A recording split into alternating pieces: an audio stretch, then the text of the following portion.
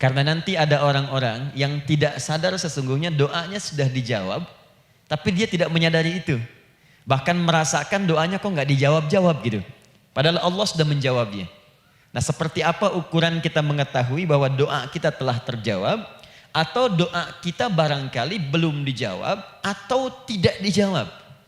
Apa ukuran ketiga hal itu? Itu yang coba kita turunkan di pembahasan pagi ini. Mudah-mudahan dengan itu kita nanti akan lebih pandai bagaimana cara menyikapi doa dalam hidup, seperti apa doa dipanjatkan, kapan kita berdoa, dan kita tahu oh ini hasil dari doa yang telah kita panjatkan.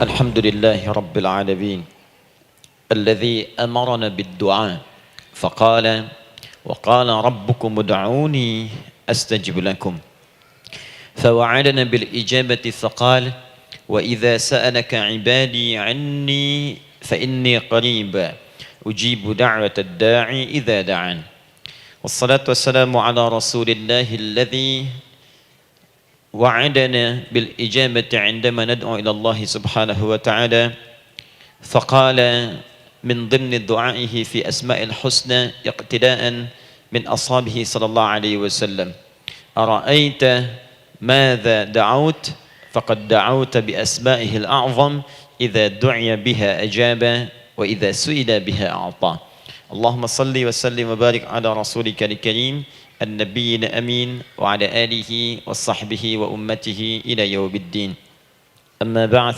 فيا عباد الله أوصي نفسي وإياكم بتقوى الله فقد فاز المتقون فلا تموتن إلا وأنتم مسلمون.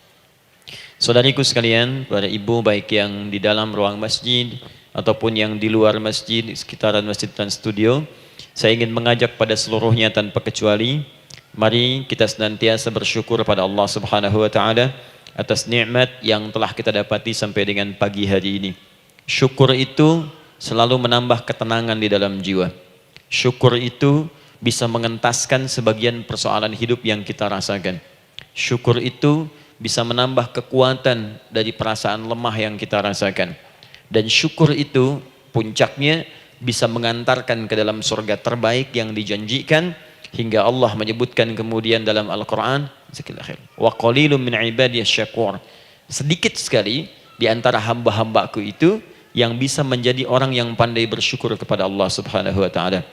Mudah-mudahan hidupan kita sampai hari ini seluruhnya diterima oleh Allah Subhanahu wa taala sebagai amal saleh, dan semoga yang belum mendapatkan hidayah untuk berislam sampai dengan pagi hari ini dihunjamkan hidayah kepada dalam jiwanya oleh Allah Subhanahu wa taala agar bisa berislam sebelum wafat menghadap Allah Subhanahu wa taala.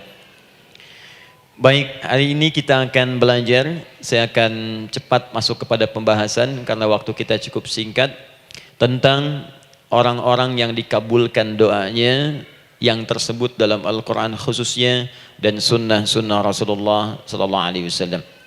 Kita akan bagi pembahasan kita ke dalam 3 bagian. Pertama, kenapa kita mesti berdoa? Di poin pertama. Kenapa kita mesti berdoa? Yang kedua, bagaimana cara berdoa yang baik, yang cepat dikabulkan oleh Allah Subhanahu wa taala. Yang pertama, mengapa kita mesti berdoa? Esensi doa itu apa, kan? Yang kedua, bagaimana cara berdoa yang sekiranya cepat dikabulkan oleh Allah Subhanahu wa taala. Dan yang ketiga, kita akan melihat ukuran pengabulan doa. Seperti apa doa itu dikabulkan.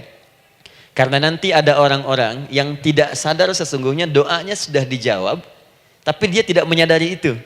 Bahkan merasakan doanya kok nggak dijawab-jawab gitu. Padahal Allah sudah menjawabnya. Nah, seperti apa ukuran kita mengetahui bahwa doa kita telah terjawab, atau doa kita barangkali belum dijawab, atau tidak dijawab? Apa ukuran ketiga hal itu? Itu yang coba kita turunkan di pembahasan pagi ini. Mudah-mudahan dengan itu kita nanti akan lebih pandai bagaimana cara menyikapi doa dalam hidup, seperti apa doa dipanjatkan, kapan kita berdoa, dan kita tahu oh ini hasil dari doa yang telah kita panjatkan. Sepakat sampai di sini? Baik ya, tinggal sepakat saja ya. Kan biasanya yang nerangkan saya, nulis saya, ngapus saya sampai selesai pula. Baik, ayo kita mulai. Bismillah. Mengapa kita mesti berdoa? Kita buka dulu ibu sekalian. Ya, yang di ruangan ini ataupun yang di bawah, semuanya insya Allah memiliki kemuliaan yang sama di hadapan Allah Subhanahu wa taala sesuai dengan keikhlasannya. Ya, sesuai dengan keikhlasannya. Karena hadisnya umum sifatnya. Man salaka tariqan yaltamisu fihi ilma sahhalallahu lahu tariqan ilal jannah. Siapa yang menyiapkan dirinya menempuh perjalanan dan dia meniatkan ingin belajar pengetahuan agama walaupun sedikit, maka dia akan dapat balasan dari Allah, minimal setiap langkahnya akan dicatat meringankan langkah dia ke surga nantinya. Ya. Dan di situ tidak disebutkan khusus bagi yang di dalam ruangan masjid. Lantai 2 lagi misalnya. Tidak. Ya, jadi yang di sekitaran, yang di depan semua berdasarkan niatnya, ya. Berdasarkan niat dan kuantitas amalannya. Di kuantitas itu tambah. Mungkin Ustadz belum datang, ibu ada yang berzikir, ada yang baca Al-Qur'an, ada yang istighfar, itu yang nambah pahala. Ya. Kalau yang pasang status, pasang kamera, ya itu saya nggak tahu. Ayo kita kembalikan sini. Pertama, Quran surah ke-7 ayat 172. Quran surah ke-7 Al-A'raf ayat 172. Kemudian setelah itu diperintahkan dalam Al-Quran surah ke-40 Ghafir ayat ke-60. Lalu kita praktekkan ini dalam keseharian kita. Saya beri contoh misalnya Quran surah ke-2 ayat ke yang paling banyak nih dibaca 201. Kadang-kadang misalnya Quran surah kedua ayat 286. Banyaklah. Quran surah ke-7 ayat 23 misalnya dan seterusnya. Ini bagian pertama.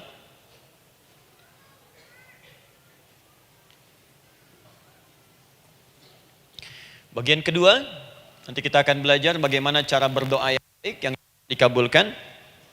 Kita ambil satu Quran kedua ayat 186. Kemudian yang kedua kita ambil contoh Quran surah ke-17 ayat 110. Kemudian yang ketiga kita ambil contoh yang paling dahsyat di Al-Quran surah ketiga ayat 38 sampai 39. Ada yang belum berdoa sudah dikabulkan. Masya Allah. Ini ada di Quran misalnya surah ketiga ayat 31. Nanti turunan amalannya misal di Quran surah 51 ayat 15 sampai dengan 18. Saya bulati yang 18-nya. Bagian ketiganya nanti kita uraikan di bagian akhirnya. Baik, kita bisa mulai insyaallah. Baik, kita bagian pertama, mari kita mulai. Saya ingin berkisah sejenak dengan menyampaikan Quran surah ke-7 Al-A'raf ayat 172. Allah berfirman, A'udzubillahi minasyaitonirrajim, wa idz akhadha rabbuka min bani adama min zuhurihim dzurriyyatahum wa ashhadahum ala anfusihim alastu bi rabbikum qalu bala syahidna. Ada ayatnya? Baik ya, di Quran surah ke-7 Al-A'raf ayat 172. Wa idz akhadha rabbuka min bani Adam. Kata Allah, dan ingatlah, pahamilah, pelajarilah, dalamilah. Teman-teman sekalian, ingat kalimat idz itu, idz dalam Al-Quran, termasuk dalam bahasa Arab, itu bukan sekedar mengingat. Idz itu bisa mengandung arti memahami dengan dalam. Menganalisis. Ya, memaknai itu idz. Jadi bukan sekedar mengingat. Bukankah ibu kalau mengingat sesuatu berusaha mendalaminya? Ya, kalau nggak percaya saya tanya begini. Coba ibu ingat kemarin jam 5 sore ada di mana? Bukankah sekarang sedang mendalami sesuatu? Sedang mencari memori jam 5 sore kemarin ada di mana? Setelah itu dihimpun jadi sesuatu lalu disampaikan dengan terstruktur, dengan rapi. Oh, kemarin saya ada di sini, di sini, di sini, mengerjakan ini. Itu idz dalam bahasa Arab. Kalau di Al-Quran ada kalimat idz. Itu berarti bukan sekedar kita diminta mengingat, tapi juga merenung, mendalami, memahami dengan dalam. Paham insyaallah? Baik, sekarang perhatikan. Nanti kalau ibu baca Al-Quran, maksud saya, ibu bisa menerjemahkan sendiri dan memahami dengan baik. Ya, misal kalimat idz pertama dalam Al-Quran misal ditemukan di Quran surah kedua ayat 30. Wa idz qala rabbuka lil malaikati inni ja'ilun fil ardi khalifah. Idz akan ditemukan. Nah, sekarang ayat tentang korelasinya dengan doa, kita buka Quran surah ke-7 tadi ayat 172. Wa idz akhadha rabbuk, dan pahami ya kata Allah, renungkan ya, maknai dengan dalam ketika Allah menyampaikan, membuat komitmen dengan semua anak cucu Adam tanpa kecuali. Semuanya. Ingat kalau ditemukan kalimat Bani Adam. Bani Adam disebutkan 7 kali dalam Al-Quran. Ya. Berapa kali? 7 kali. Kalimat Bani Adam. Bani Adam. Ini menunjuk pada semua keturunan anak cucu Adam sampai selesai kehidupan. Ya, dari Nabi Adam alaihissalam, kemudian pasangannya Sayyidah Hawa alaihissalam, kemudian keduanya mulai berumah tangga, melahirkan keturunan, diabadikan di Al-Quran surah keempat, ya, surah Ibu, ayat yang pertama. Ya ayyuhan nasu taqu rabbakumul ladzi khalaqakum min nafsin wahidah wa khalaqa minha zawjaha. Di situ kemudian ada Adam, zaujaha Hawa, ya. Wa batha minhuma rijalan katsiran wa nisaa. Dari situ turun keturunan laki-laki perempuan, laki-laki perempuan. Nanti menyebar, Bu, ya, menyebar. Ada yang ke Chicago, ada yang di Chicago, ada yang di Singaparna, ada yang di Singapura. Semua nyebar. Ya, di Sunda, dari Jawa sampai ke Sumatera, sampai Indonesia, sampai Nusantara, sampai Asia, Eropa, sedunia. Nanti penyebarannya disebutkan di Quran surah ke-49 ayat ke-13. Ya ayyuhan nasu inna khalaqnakum min dzakarin wa untha. Hai manusia, semua saya ciptakan ada 2 jenis. Kalau bukan laki-laki itu pasti perempuan. Jadi tidak ada yang ketiga. Ingat ya? Kalau bukan laki-laki siapa? Perempuan. Jadi tidak ada misalnya, maaf, laki-laki yang keperempuan-perempuanan, yang gerakannya melambai, ya, kata-katanya terlampau lembut misal, dan tidak ada pula perempuan yang perkasa, ya, terlampau kuat misalnya, melampaui batas-batas standarnya. Jadi kalau bukan laki-laki pasti perempuan. 2 saja. Jadi kalau misalnya masih ada yang bingung, tentukan dirinya, ya, dan lihat fitrahnya. Lihat fitrahnya. Baik, kemudian waja'alnakum syu'uban wa qabaila. Kami tempatkan kalian mungkin beda-beda tempat. Syu'ub, beda tempat. Ya, ada yang misalnya RT, RW, kecamatan, beda kampung, beda negara, sampai seluruh dunia. Wa qabail, satu tempat itu sukunya bisa beda. Coba Ibu lihat misalnya, ya, di daerah Sumatera saja ada berapa suku? Di Sunda paling banyak suku, gitu ya? Banyak sekali. Jadi bisa lain-lain, bisa beda-beda. Nah, lita'arafu, semua saling mengenal, silakan. Nah, ketika semua tadi ditempatkan di semua pelosok dunia, baik laki-laki, perempuan, dari anak keturunan Adam, itu semua anak keturunan Adamnya disebut dengan satu nama saja dalam Al-Quran, yaitu Bani Adam. Jadi kalau kita mau cari keturunan kita, sampai ke asal mula kita, dari kita sekarang, itu semua akan tersambung kepada Adam alaihissalam. Puncaknya akan ke sini. Ya. Dan tidak akan nyasar kemana-mana, Bu. Ya, ada sebagian manusia nasabnya tidak ingin ke Adam, inginnya bergeser, sehingga mengatakan manusia berasal dari monyet katanya. Ya. Ada yang berkata begitu. Ibu sampaikan saja kalau bapak dari monyet, silahkan saja, jangan ngajak-ngajak saya, gitu ya. Nah, jadi semua manusia itu pasti akan kembali ke sini, ya, ke Adam alaihissalam. Karena itu saya pernah sampaikan termasuk di sini di hadapan ibu semua, masih ingat? Mukjizat pertama Rasulullah sallallahu alaihi wasallam saat lahir ke muka bumi. Ingat, Nabi itu sebelum dilantik menjadi Rasul dalam usia 40 tahun, turun surah Al-Alaq, itu diberikan oleh Allah keistimewaan tanda-tanda kenabian. Apa di antara tandanya? Allah perjelas nasab keturunannya sampai Nabi Adam, padahal lahirnya itu ayahnya sudah wafat. Di lahir beliau ayahnya wafat tapi nasabnya diperjelas sampai Nabi Adam. Sehingga jelas, orang tidak bisa menyoal. Ini orang nggak jelas nih, ya. Kan suka ada begitu, Bu, ya. Tiba-tiba datang menerangkan sesuatu, siapa itu? Itu nggak jelas. Bahkan sekarang sering muncul statement, siapa sih ustadz itu? Itu ustadz nggak jelas. Ya. Nabi nggak bisa disoal karena semuanya jelas. Nasabnya jelas, keturunannya jelas, kemuliaannya jelas, ilmunya jelas. Jadi kalau orang mau menyoal nggak punya peluang. Siapa kamu Muhammad? Saya jelas keturunannya. Muhammad SAW bin Abdullah, bin Abdul Muttalib, bin Hashim, bin Abdul Manaf, bin Qusay, bin Murrah, bin Kilab, bin Ka'ab, bin Ghalib, bin Fihir, bin Malik, bin Nadar, bin Kinana, bin Khuzaimah, bin Mudrika, bin Ilyas, bin Nizar, bin Mudar, bin Ma'ad, bin Adnan, bin Addi, bin Adri, bin Muqawwam, bin Nagur, bin Tarih, bin Ya'rub, bin Yasjub, bin Nabit, bin Ismail AS, bin Ibrahim AS, bin Azar atau bin Nakhur, bin Abir, bin Kinan, bin Arfakhshad, bin Sam, bin Nuh AS, bin Mikhlail, Matushala, bin Kinan, bin Anwas, bin bin Adam alaihissalam. Coba ulangi. Jelas. Jelas. Jadi orang nggak bisa nyoal, itu mukjizat, ya. Keistimewaan pertama sebelum Allah kemudian angkat menjadi nabi dan rasul di usia 40 tahun. Jadi kalau ibu ditanya, kamu jelas enggak? Jelas. Apa binnya? Bin Bani Adam. Itu bocoran dari Al-Quran. Ya, kalau ditanya keturunan siapa kamu? Adam. Tahu dari mana? Allah yang nyampaikan langsung. Apa kata Allah? Bani Adam. Jelas, ya? Baik.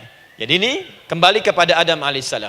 Nah, semua anak cucu Adam yang saya garis bawahi, sejak mulai terlahir itu sudah ada komitmen dari Allah dengan anak cucu Adam ini sebelum terlahir ke dunia. Sejak dalam kandungan. Jadi kalau ibu belajar hadis, misal, dulu saya pernah amanahkan kalau ibu mau belajar dasar-dasar, cari kitabnya Imam An-Nawawi yang Al-Arba'in An-Nawawiyah, 42 hadis. Hadis keempat, ya, paling kiri sebelah atas di kitabnya. Dari Abdullah bin Mas'ud radhiyallahu taala anhu, ya. Qala Nabi sallallahu alaihi wasallam bahwa shadiqul masduq. Nabi SAW pernah menyampaikan sedangkan beliau orang benar dan dibenarkan. Kapan perjanjian ini dibuat? Dalam usia kandungan 4 bulan. Dalam kandungan. Inna ahadakum yujma'u fi batni ummihi. Setiap kalian yang akan terlahir dari anak cucu Adam, kecuali Adam, Bu, ya. Ingat, kecuali Adam, kecuali Hawa, karena ini asal mula manusia keduanya.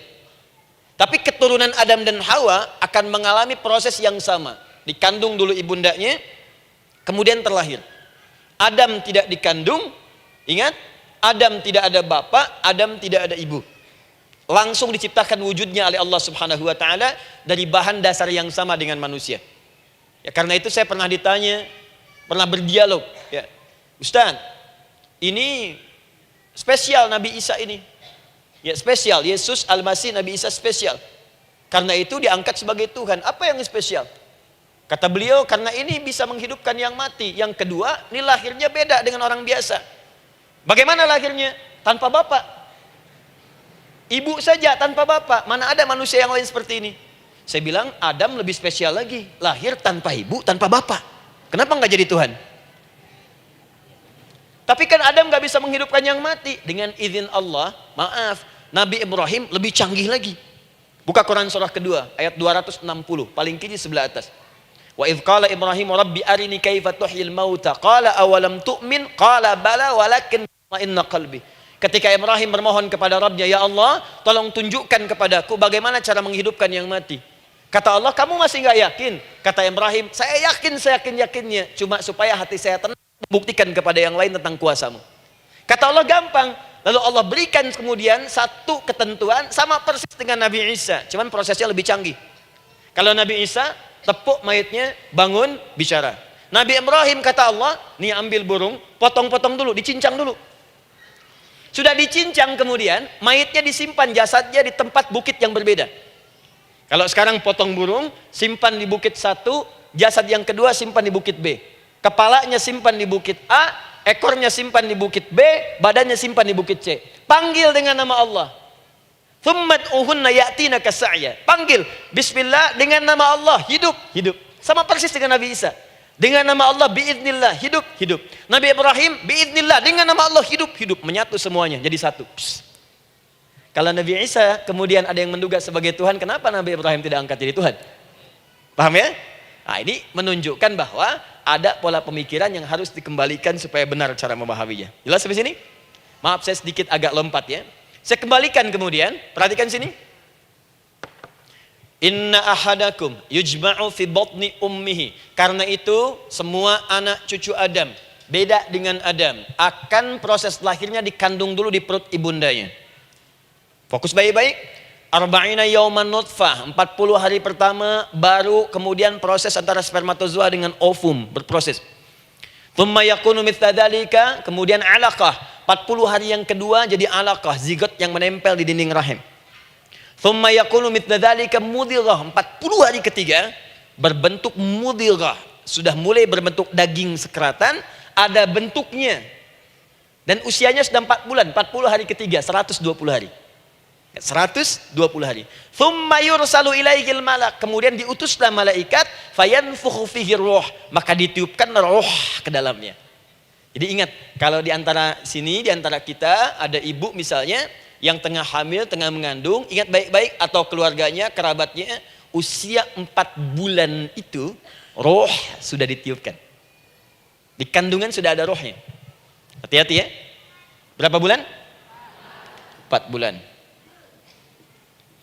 Karena itu nanti ada ayat dalam Al-Quran, Quran surah ke-7 ayat 189. Di posisi ini harus banyak berdoa dan beramal soleh. Ingat ya, berdoa, beramal soleh, minimal minta kepada Allah. Da'awallaha rabbahuma la in ataitana salihah lanakunanna minasyakirin. Minta banyak kepada Allah, ya Allah jadikan anak saya anak yang soleh, jadikan anak saya anak yang soleh. Dari usia itu 4 bulan sampai ke atas menjelang lahiran. Nanti diiringi oleh amal soleh kedua orang tuanya. Ini sudah penelitian dokter muslim, khususnya di Asia Tenggara. Saya diskusi dengan seorang dokter muslim, ternyata ada korelasi amal soleh yang dikerjakan kedua orang tua, ayah dan bunda, atau calon ayah dan bunda, kepada anak yang sedang dikandung, yang belum dilahirkan. Jadi kalau orang tuanya rajin baca Al-Quran, itu berpengaruh ke anak, Bu. Dan penelitian terkini, itu mempercepat anak itu menjadi seorang penghafal Quran ketika lahir. Ya, pernah satu kali dibacakan Al-Quran, posisi janin itu berubah. Seperti sujud gitu. Itu penelitian sudah di MRI waktu itu dilihat ya, kelihatan. Jadi ada korelasi antara kesolehan orang tua dengan kesolehan anak yang sedang dikandung. Hati-hati ya. Tapi yang penting diketahui adalah dalam usia kandungan 4 bulan itu disebutkanlah isyarat di Quran surah ke-7 ayat 172 terjadi perjanjian komitmen dengan Allah Subhanahu wa taala. Apa perjanjiannya?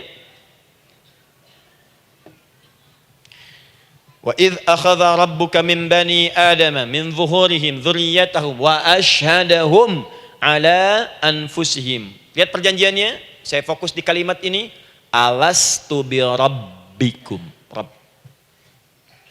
Apakah engkau akan berkomitmen saat ini?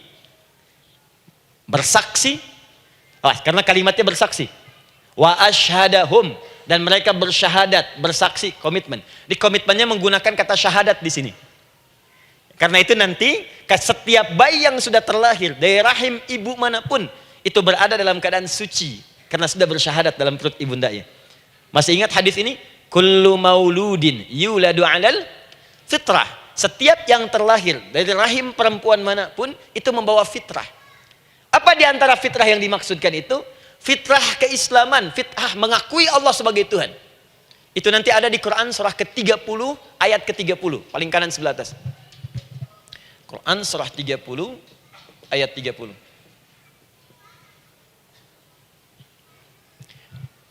Fa'aqim wajhaka lid-dini hanifa.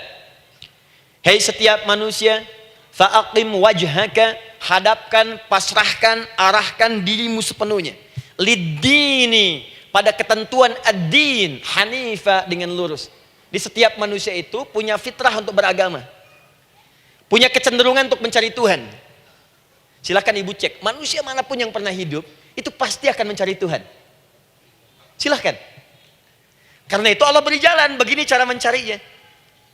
Fitratallahi allati fataran nasa 'alaiha, itulah fitrah manusia yang telah Allah berikan pada dirinya bahkan sebelum dia terlahir. Di antara fitrah manusia ada kecenderungan untuk mencari Tuhan. Ada kecenderungan untuk mendekat kepada Allah. Bahasa Qur'annya din lidini hanifa. Apa itu din? Itulah Islam. Quran surah ketiga ayat 19. Inna dina indallahil Islam. Karena itu silakan cek, semua orang itu pasti akan mencari Tuhan. Setiap manusia. Ada yang melihat kayaknya ada di hewan, kayaknya ada di pohon, kayaknya ada di alam, kayaknya ada di patung, kayaknya ada di... Mencari dia. Terus Allah beri jalan. Kalau kamu ingin mencari yang benar, din yang dimaksud Islam, diberikanlah tuntunan dalam Islam. Jelas sampai sini? Baik. Karena itulah kemudian setiap bayi yang terlahir itu disebut oleh Nabi dia suci, dia bersih karena telah membawa risalah Islam dalam dirinya. Hanya sayang nanti fa'abawahu yuhawidanihi au yunassaranihi au yumajjisanihi. Lingkungan nanti akan merubah dia keluar dari fitrahnya. Bisa dipengaruhi, tiba-tiba berubah misalnya keyakinan. Bisa karena kejadian tertentu dia jauh dari Allah Subhanahu wa taala. Dia muslim, cuman karena kondisi tertentu, pekerjaan menjauhkan dia dari Allah, lupa sholat. Telenovela menjauhkan dia dari Al-Quran. WhatsApp, Facebook, media sosial melupakan dia dari ibadah. Coba ibu, kalau online setiap hari berapa kali dengan media sosial? Ganti status. Online dengan Allah berapa kali dalam sehari? Coba hitung. Online dengan Allah yang paling maksimal kan sholat fardu 5 kali. Kalau 1 kali 5 menit kali 5 cuma 25 menit. 25 menit online dengan Allah. Berapa menit online dengan media sosial yang tidak nyata? Dan cita-cita masuk surga. Ayo sini. Nah, saya belum selesai. Jadi yang pertama, dalam perjanjian 4 bulan ini, pertama ada komitmen bersyahadat menuhankan Allah. Tapi yang kedua, ini yang dahsyat. Perhatikan kalimatnya, fokus. Saat Allah memperkenalkan dirinya, dalam kandungan kita, usia 4 bulan itu, dengan nama apa Allah memperkenalkan dirinya? Coba lihat ayatnya. Alastu bi rabbikum, dengan nama Rabb. Wa idh akhadha rabbuka min bani Adama dzurriyyatahum. Awas, wa ashhadahum ala anfusihim. Alastu bi rabbikum, dengan nama Rabb. Nah, ibu sekalian, kata Rabb ini itu berasal dari kata ar-rububiyah. Ar-rububiyah yang berarti sifat merawat, memberikan semua kebutuhan. Saya ulang ya. Merawat, memberikan semua kebutuhan. Sudah? Menyayangi, memaafkan, mengasihi, mengampuni. Masya Allah. Merawat, memenuhi sebuah kebutuhan, menyayangi, memaafkan, mengampuni. Jadi semua hal yang terkait dengan perhatian ada pada kalimat Rabb. Sifatnya disebut dengan rububiyah. Zat yang memperhatikannya disebut dengan Rabb, namanya Rabbun. Baik. Pelan-pelan. Nah, seakan-akan Allah ingin berkata begini, hei, engkau buat perjanjian dengan saya sekarang. Engkau bersaksi, saya sebagai Tuhan, siap bersaksi, menuhankan saya. Nanti ketika kamu lahir, apapun yang kamu butuhkan dalam kehidupan, aku akan berikan. Kamu akan saya rawat, kalau sakit, kamu saya sembuhkan. Minta sesuatu yang kamu butuhkan, saya akan berikan. Kamu butuh sesuatu, saya akan hadir. Kamu salah minta maaf, saya maafkan. Kamu dosa minta ampun istighfar, saya ampuni. Kamu ingin sesuatu yang lebih baik, saya berikan. Pokoknya semua yang kamu inginkan selama engkau butuhkan itu baik, aku berikan. Kira-kira, maaf Bu ya, maaf sekali. Kalau ada yang nawarkan pada ibu, mau nggak ikut saya? Nanti sebuah kebutuhannya saya berikan. Kalau sakit saya berikan jaminan kesembuhannya. Kalau butuh sesuatu saya berikan. Kalau ingin ini itu selama butuh saya sampaikan. Kira-kira ibu nolak atau ikut? Baik. Ikutnya mikir dulu atau tidak? Tidak. Jangankan yang tinggi-tinggi Bu ya, suami aja nawarkan, "Mah, mau nggak ikut papa? Papa nanti kasih handphone S10. Sama gelang nggak Pak? Ikut ya. Dan tanpa pikir. Dalam bahasa Arab, sesuatu yang disetujui tanpa difikirkan lagi, itu disebut bala namanya. Bala, sekali saja. Sekali, ya, tidak dua kali. Tidak ditambah, tidak dikurangi. Ingat, kalau Allah sudah sampaikan kalimat, jangan tambah, jangan kurangi. Ya. Bala, tidak ditambah nga, tidak disebutkan dua kali. Bala. Ya. Bala itu artinya siap. Ya. Tanpa pikir. Karena memang nggak ada yang dipikirkan lagi. Apa yang mau dipikirkan? Semua kebutuhan dikasih. Semua keinginan dikabulkan sepanjang baik.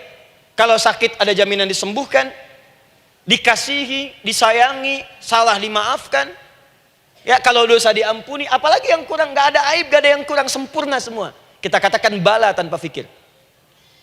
Karena itu, perhatikan, setiap kita kemudian, ibu sekalian, datang terlahir ke bumi, mengalami kehidupan, fitrah kita setiap mendapatkan kebutuhan, kita akan menyebut nama Allah Subhanahu wa Ta'ala dengan nama yang telah dijanjikan itu. Silakan ibu cek. Bukankah ibu ketika ada kesulitan memohon kepadanya? Ya Allah, tolong sembuhkan ya Allah.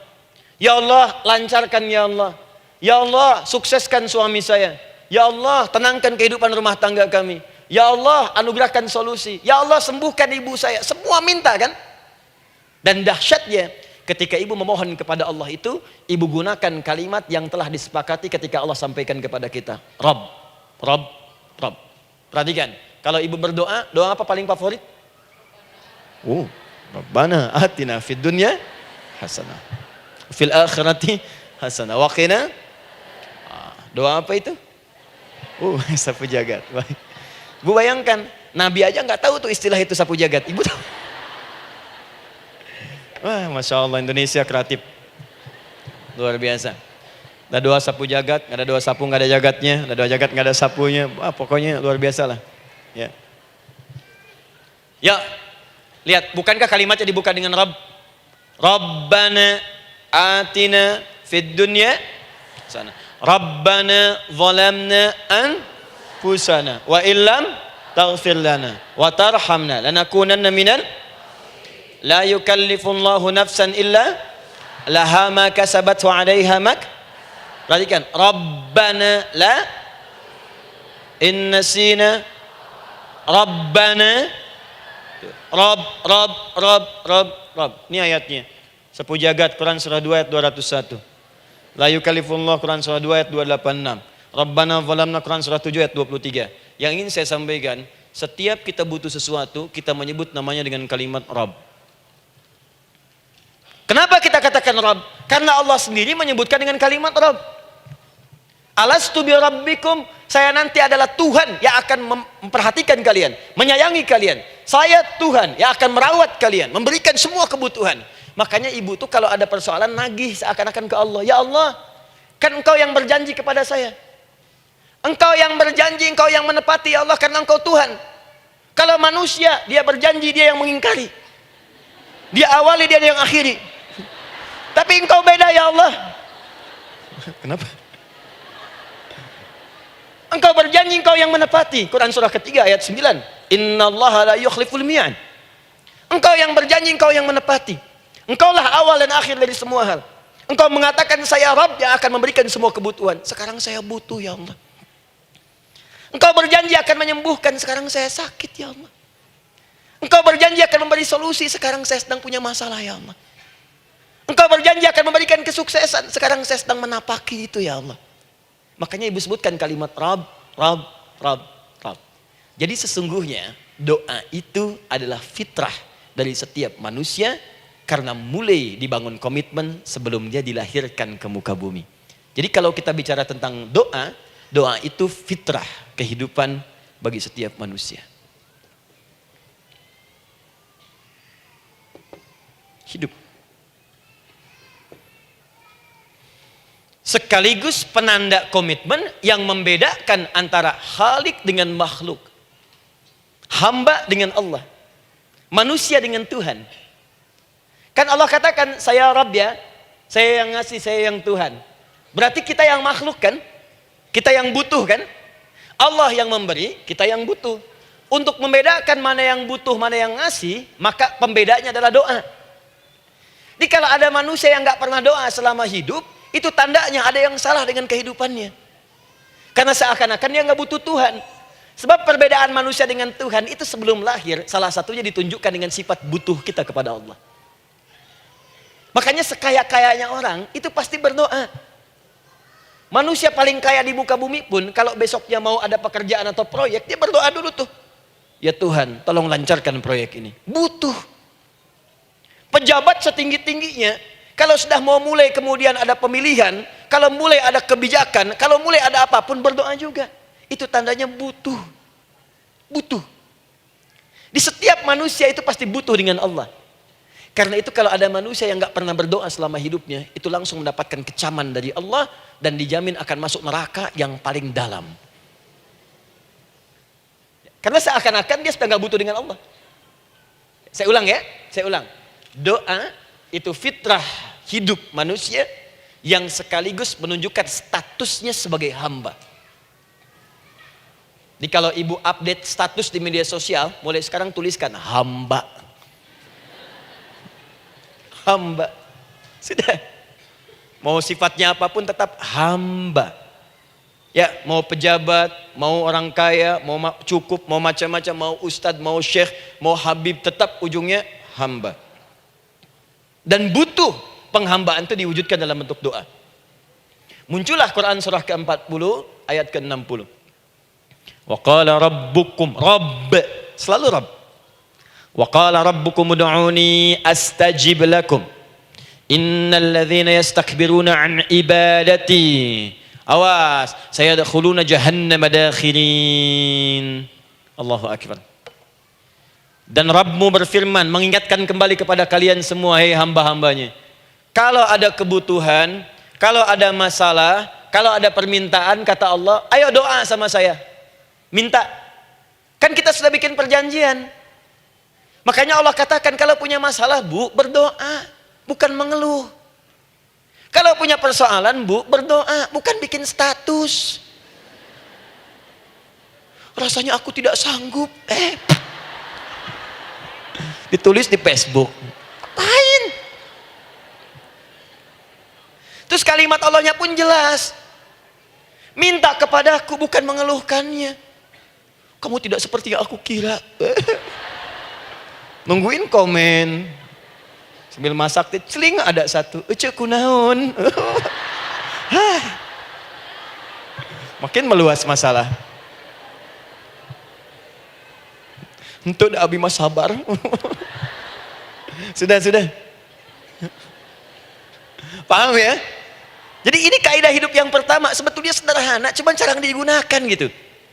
Sederhana, cuman jarang dipakai.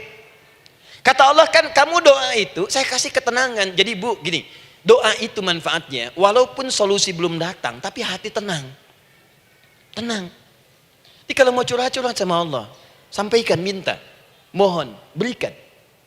Minimal tenang. Saya kasih rahasia ya. Ini di antara kita saja nih. Lihat sini. Saya hapus dulu deh.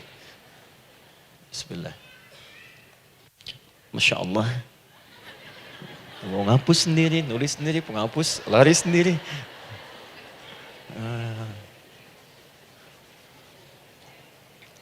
Bismillah.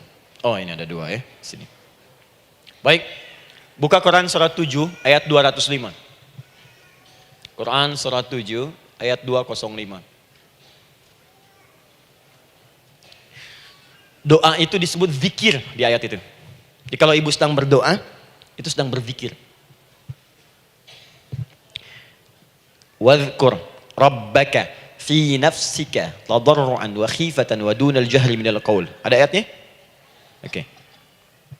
Pakai Rabb lagi kan? Wadhkur rabbaka. Kalau engkau punya masalah, kata Allah, sekecil apapun. Di rumah tangga kah, Di kantor kah, kehidupan sosial kah? Kata Allah, ayat sebut, minta kepada Allah. Berdoa. Doa disebut dengan zikir. Zikir itu semua kegiatan yang membuat kita ingat Allah. Zikir. Baca Quran, zikir. Dalilnya Quran surah ke-15 ayat 9. Inna nahnu nazzalna dzikra. Kami turunkan Al-Quran sebagai zikir. Menghafal Quran, zikir. Quran surah 54 ayat 17, ayat 22, ayat 32, ayat 40.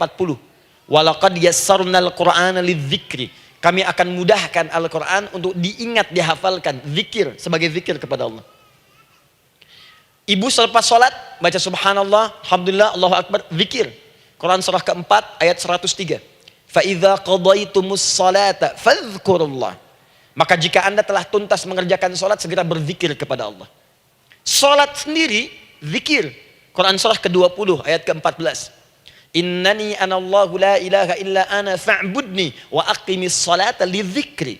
Saya Allah, kata Allah. Tidak ada Tuhan selain saya. Sembah saya. Bagaimana menyembah Allah? Tunaikan salat sebagai zikir kepada Allah. Zikir. Di zikir semua amalan yang mendekatkan kita dengan Allah. Doa itu satu dari bagian zikir. Tapi tahukah ibu fungsi zikir yang paling utama itu apa? Quran surah 13 ayat ke-28. Ala bidzikrillahi tatmainnul qulub. Yakinkan pada dirimu, kalau zikirmu benar kepada Allah, maka dia akan berdampak kepada hati menjadi lebih tenang. Zikir itu manfaat pertamanya membuat hati tenang, Bu. Tadi saya contohkan. Baca Al-Quran zikir kan? Jadi kalau ibu sedang tidak tenang, sedang gelisah, ada masalah, daripada mengeluh sana sini, wudu, Bu, wudu. Ambil mushaf. Baca. Saat baca itu mungkin solusi belum datang, tapi hati itu lebih tenang. Kaitan dengan bahasan kita, doa, minta. Doa. Jadi kalau orang punya masalah itu kalau berdoa, walaupun solusinya belum datang, walaupun kemudian jawabannya belum tiba, minimal hati ibu itu tenang. Ini dia. Kan surah 13 ayat 28. Rumus ini pakai. Gunakan dalam hidup. Karena yang tahu kehidupan kita itu Allah yang menciptakan kita. Yang tahu pesawat, yang bikin pesawat. Yang tahu handphone, yang bikin handphone. Yang tahu mikrofon, yang bikin mic-nya. Yang tahu kita, yang menciptakan kita. Ikutilah petunjuk Allah yang menciptakan kita, maka akan langsung terasa manfaatnya. Ibu tidak percaya, silahkan lakukan. Rasakan bedanya, bedakan rasanya, dan pasti akan terasa bedanya. Akan lain. Tuh. Doa. Tapi ingat yang paling penting kata Allah, doa itu bukan sekedar penting permohonannya, tapi menunjukkan status kita sebagai hamba di hadapan Allah Subhanahu wa taala. Jadi kalau ada orang selama hidup tidak pernah berdoa, artinya dia mengingkari status dia sebagai hamba di hadapan Allah Subhanahu wa taala. Mau menyejajarkan diri dengan Tuhan. Kan yang tidak pernah meminta itu Tuhan. Allah yang memberikan. Kalau manusia beda pasti minta. Artinya kalau ada manusia nggak pernah minta, seakan-akan bahasa halusnya, kamu ini ngaku jadi Tuhan. Saya tempatkan kau di neraka jahanam yang paling bawah. Jahanam itu, Bu, belum masuk saja sudah terasa. Terasa. Buka ibu Quran surah misalnya ke-40 Ghafir tuh. Ya, ayat 45 sampai dengan 47-nya. Sebelumnya lagi lihat Quran surah ke-8 ayat ke-50. Itu penghuni neraka, Bu, yang bukan jahanam saja. Penghuni neraka itu kalau mau meninggal itu dipukulin dulu malaikat. Depan belakangnya. Ayo, kamu keluar. Lama amat keluarnya rohnya katanya. Takut karena nggak punya bekal. Kan maaf ya, kaidah mengatakan orang nggak punya bekal itu takut pulang, apalagi orang merasa salah. Anak ibu berbuat kesalahan, mau pulang takut kan? Takut. Jadi kalau ada anak takut pulang, salah dia. Salah. Kemana anak nggak pulang-pulang? Pasti ada yang salah karena nggak berani pulang.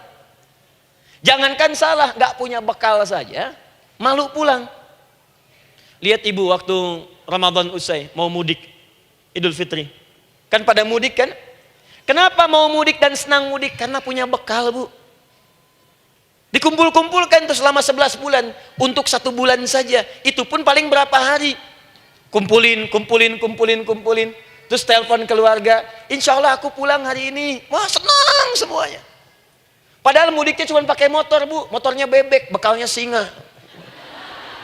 Serius saya, motor bebek bekal singa, ada kardus belakangnya. Tulisin, terus tambah pelepah pisang buat begini. Belakangnya ditulisin, aku pulang sayang.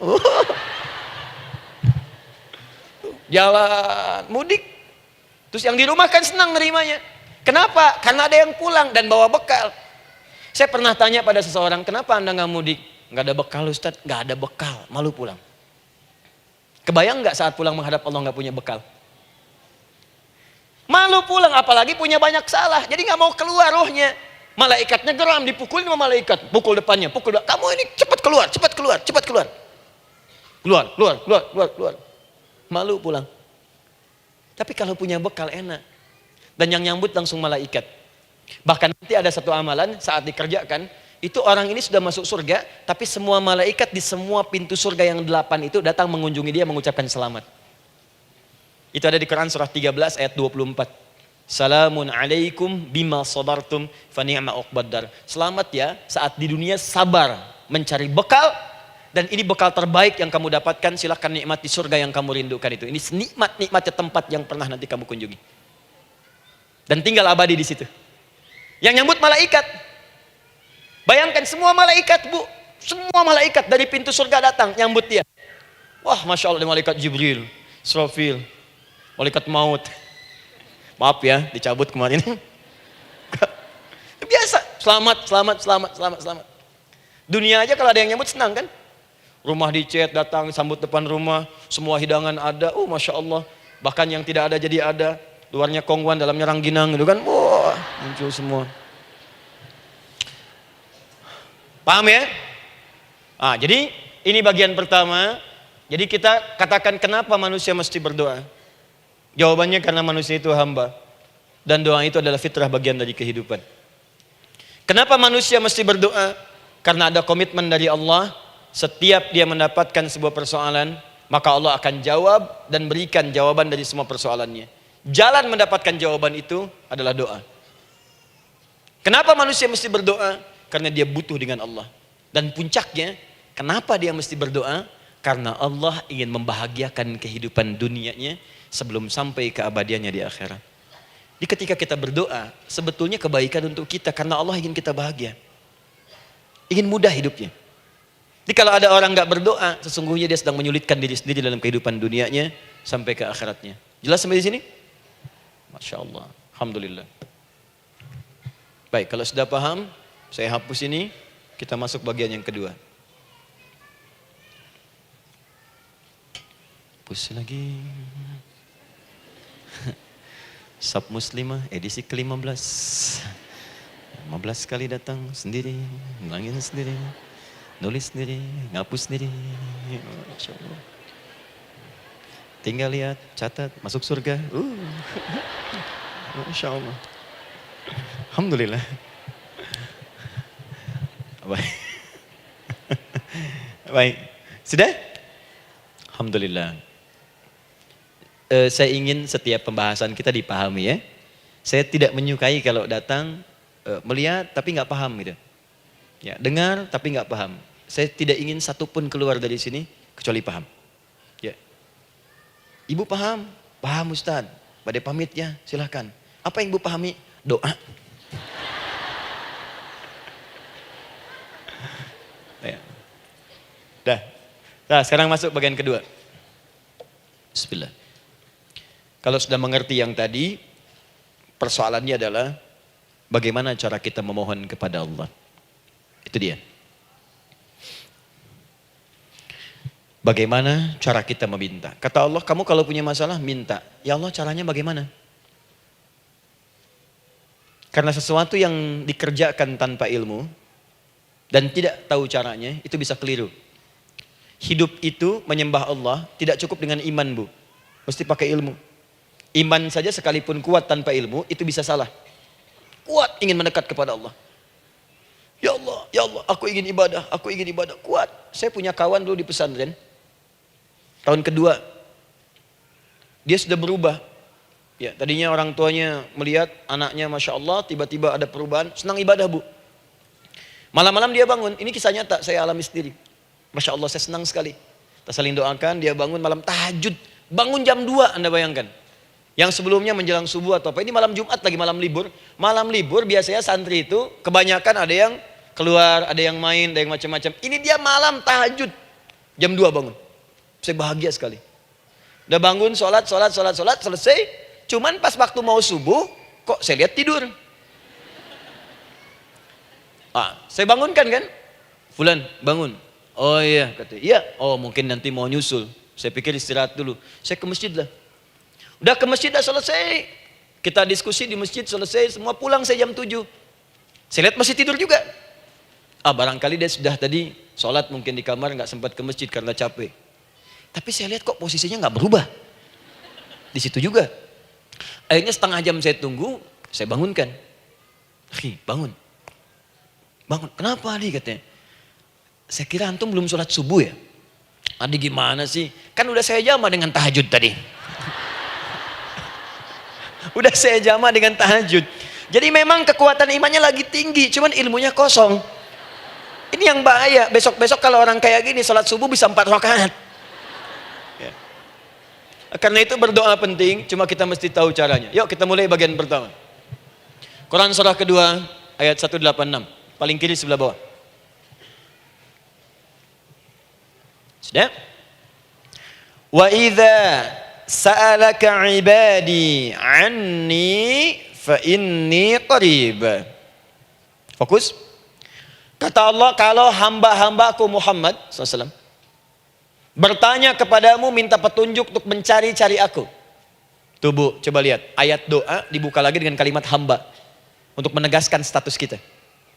Jadi kalau ditanya, kita siapa di hadapan Allah? Makanya nggak usah sombong. Jangan sombong, karena kita cuma hamba. Karena itu ketika Korun sombong, Korun tuh manusia terkaya yang pernah hidup di bumi. Hartanya Bu, ini saya kasih bocoran sedikit, kunci berangkasnya saja, kemana-mana itu suka dibawa, dipikul paling sedikitnya 8 bodyguard, cuman bawa kunci berangkas saja begini.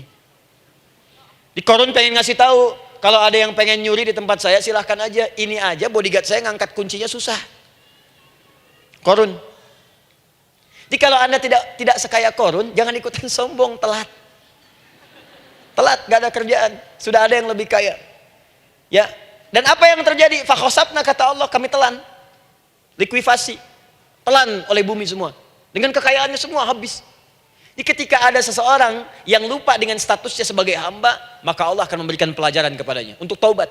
Kalau nggak mau taubat juga, telan habis. Untuk menunjukkan kamu tuh bukan Tuhan, saya Tuhannya.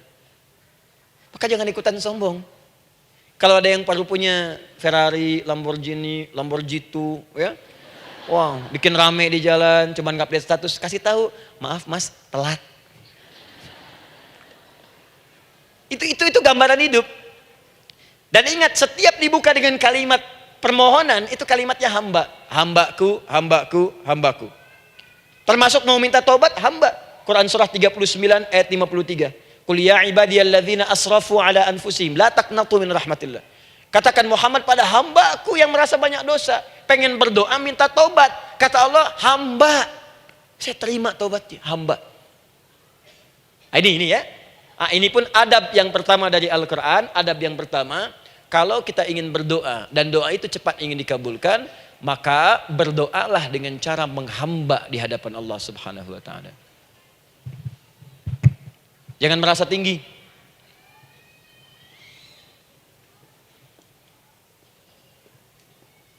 Saya turunkan caranya. Bagaimana cara menghamba itu dengan cara yang baik? Fokus. Wa idza sa'alaka 'ibadi 'anni, Muhammad SAW, jika ada hamba-hambaku bertanya padamu tentangku, ingin mencari-cari aku. Masya Allah, ibu maaf ya, biasanya kan kalau orang mencari Allah, ingin mendekat kepada Allah, entah itu datang ke masjid, bangun malam, biasanya motifnya cuma 2. 1, ada kebutuhan, pengen berdoa, terus dekat sama Allah. Besok mau arisan, malamnya tahajud. Anak mau ujian, baru puasa, kan? Suami ada proyek, baru baca Quran, kan? Terus itu biasa itu, biasa. Jadi fitrah bu. Tumben jeng tahajud, fitrah. Itu biasa itu. Ya. Yang kedua, taubat dari maksiat. Taubat. Seorang taubat ke masjid, bangun malam, doa, itu biasa. Jadi kalau ada seperti itu tandanya kita hamba normal manusia. Fa inni qarib, kata Allah, katakan Muhammad SAW, katakan kepadanya, janganlah mencari, aku dekat. Dekat, jangan mencari, aku dekat. Jadi Bu, ketika kita butuh Allah, langsung jawab oleh Allah. Kamu mau apa? Aku dekat. Itu secara psikologi memberikan ketenangan yang paling dalam. Saya belum datang di sini sampai jam 8, ibu tanya panitia, ustadznya mana sih? Ukti, ustadznya mana? Jawaban pertama misalnya, ini belum jelas nih ustadznya. Gak ada kabar. Yang kedua mengatakan, tenang saja, ustadz sudah dekat. Maka yang kedua itu lebih menenangkan kepada kita. Ketika ibu mencari, ya Allah, saya sedang ada masalah, langsung dijawab oleh Allah. Tenang, aku dekat denganmu. Mau minta apa? Itu Bu, jadi kalau ibu sedang punya persoalan, psikologi Al-Quran mengatakan, langsung rasakan Allah itu bersama kita, dekat, menunggu kita mau minta apa. Ibu punya masalah dengan suami, ingin mengadu. Lu kata Allah, saya dekat, kamu kenapa? Ada masalah apa? Ayo minta, ayo cerita. Mohon. Ibu punya masalah dengan anak. Ibu punya masalah dengan tetangga, di pekerjaan, kehidupan sosial. Kata Allah, saya dekat. Nah, perasaan itu hadirkan dalam jiwa kita. Ini sekarang jarang didapatkan. Jadi kalau ada masalah itu, hal pertama yang dilakukan itu belum ingat Allah itu masalahnya. Di kebanyakan manusia itu kalau punya masalah, selalu ingin yang pertama itu solusinya. Bukan Allahnya. Kan pemilik solusinya Allah. Jadi kalau kita ingat pada yang memiliki, maka apapun yang kita minta akan diberikan. Bahkan ada orang yang saking ingatnya dengan Allah, sebelum minta sudah dikabulkan. Itu yang dahsyat. Nah, sekarang setelah kita paham tentang kedekatan ini, kemudian kita praktekkan. Jadi Bu, ya maaf ya, ketika ibu punya masalah apapun, yang pertama diingat Allah. Allah, Engkau telah berjanji, Engkau pasti akan tepati. Ya Allah, sekarang aku ada persoalan. Nah, sekarang teruskan ayatnya. Ujibu da'watad da'i idza da'an. Ujiba.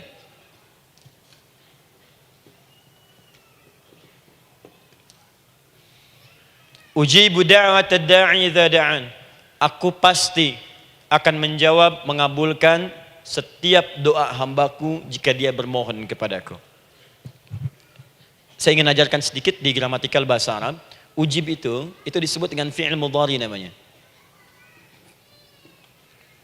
Saya kasih rumus cepat Bu ya. Insya Allah kalau ibu fokus dengan rumus ini, ibu nanti bisa memahami Al-Quran dengan baik. Saya kasih satu kalimat, hafalkan baik-baik. Ini gampang kok. Anita. Ya, Anita. Sudah? Anita. Baik. Hamzah, nun, ya, ta. Satukan Anita. Kalau di dalam kalimat ibu baca Al-Quran, di depannya ada huruf hamzah ini, atau nun, atau ya, atau ta, maka itu rumus mudhari namanya. Gak usah dihafalkan mudharinya, ya, gak usah dihafalkan sampai bikin misalnya satu ungkapan Anita istrinya Pak Mudhari, gak usah, gak ada kerjaan, ya, gak usah dihafal. Saya hanya ingin tunjukkan pemahaman. Kalau ada bentuk seperti ini punya 3 makna. Kalau dalam bahasa Inggris itu disebut present, ya, continuous, dan future. Present, continuous, and future. Sekarang, terus, sampai kapanpun. Sekarang, terus berlangsung, continuous, and future, sampai kapanpun di masa depan. Ini bentuknya disingkat dengan rumus ini, Anita. Di dalam konteks pengabulan doa, kata Allah, ketika saya akan kabulkan. Kalau kamu punya masalah, kamu berdoa, saya akan kabulkan. Nah, kalimat Allah saya akan kabulkan ini bentuknya menggunakan mudhari. Ada hamzah di depannya, ujib. Artinya apa? Kalau ibu sekarang berdoa, saya akan kabulkan, kata Allah. Terus kamu berdoa, saya akan jawab. Nanti pun punya masalah di masa depan, kamu berdoa, saya jawab juga. Jadi artinya tidak ada doa yang sia-sia. Semua doa, ingat, sepanjang kita butuhkan, pasti Allah berikan. Doa itu, sepanjang kita butuhkan, pasti akan dijawab.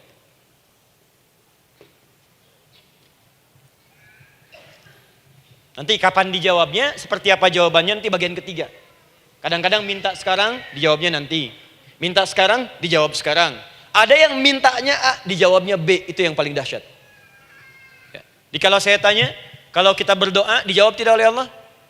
Ya. Itu janji Allah. Setiap orang berdoa, pasti dijawab. Nah, hanya persoalannya, seperti apa doa yang cepat dijawab itu? Apakah semua doa langsung dijawab seketika? Akankah mendapat jaminan langsung dijawab? Ternyata kalimat dijawab ini diikat dengan syarat ketentuan berlaku. Apa di antara syarat dan ketentuannya ini? Teruskan ayatnya. Falyastajibuli. Syarat pertama. Kalau doamu ingin cepat aku jawab, falyastajibuli. Maka engkau pun harus cepat merespon setiap seruanku. Jawab seruanku dengan cepat. Doa ingin dijawab oleh Allah. Maka kata Allah, kamu pun harus menjawab setiap seruanku. Jawab seruan Allah.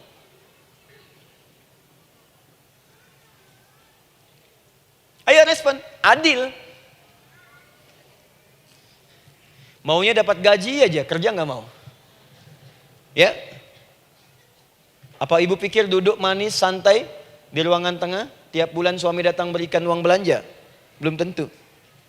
Kalau sikap tidak bagus, ya interaksi tidak mulia, maka belum tentu itu didapatkan.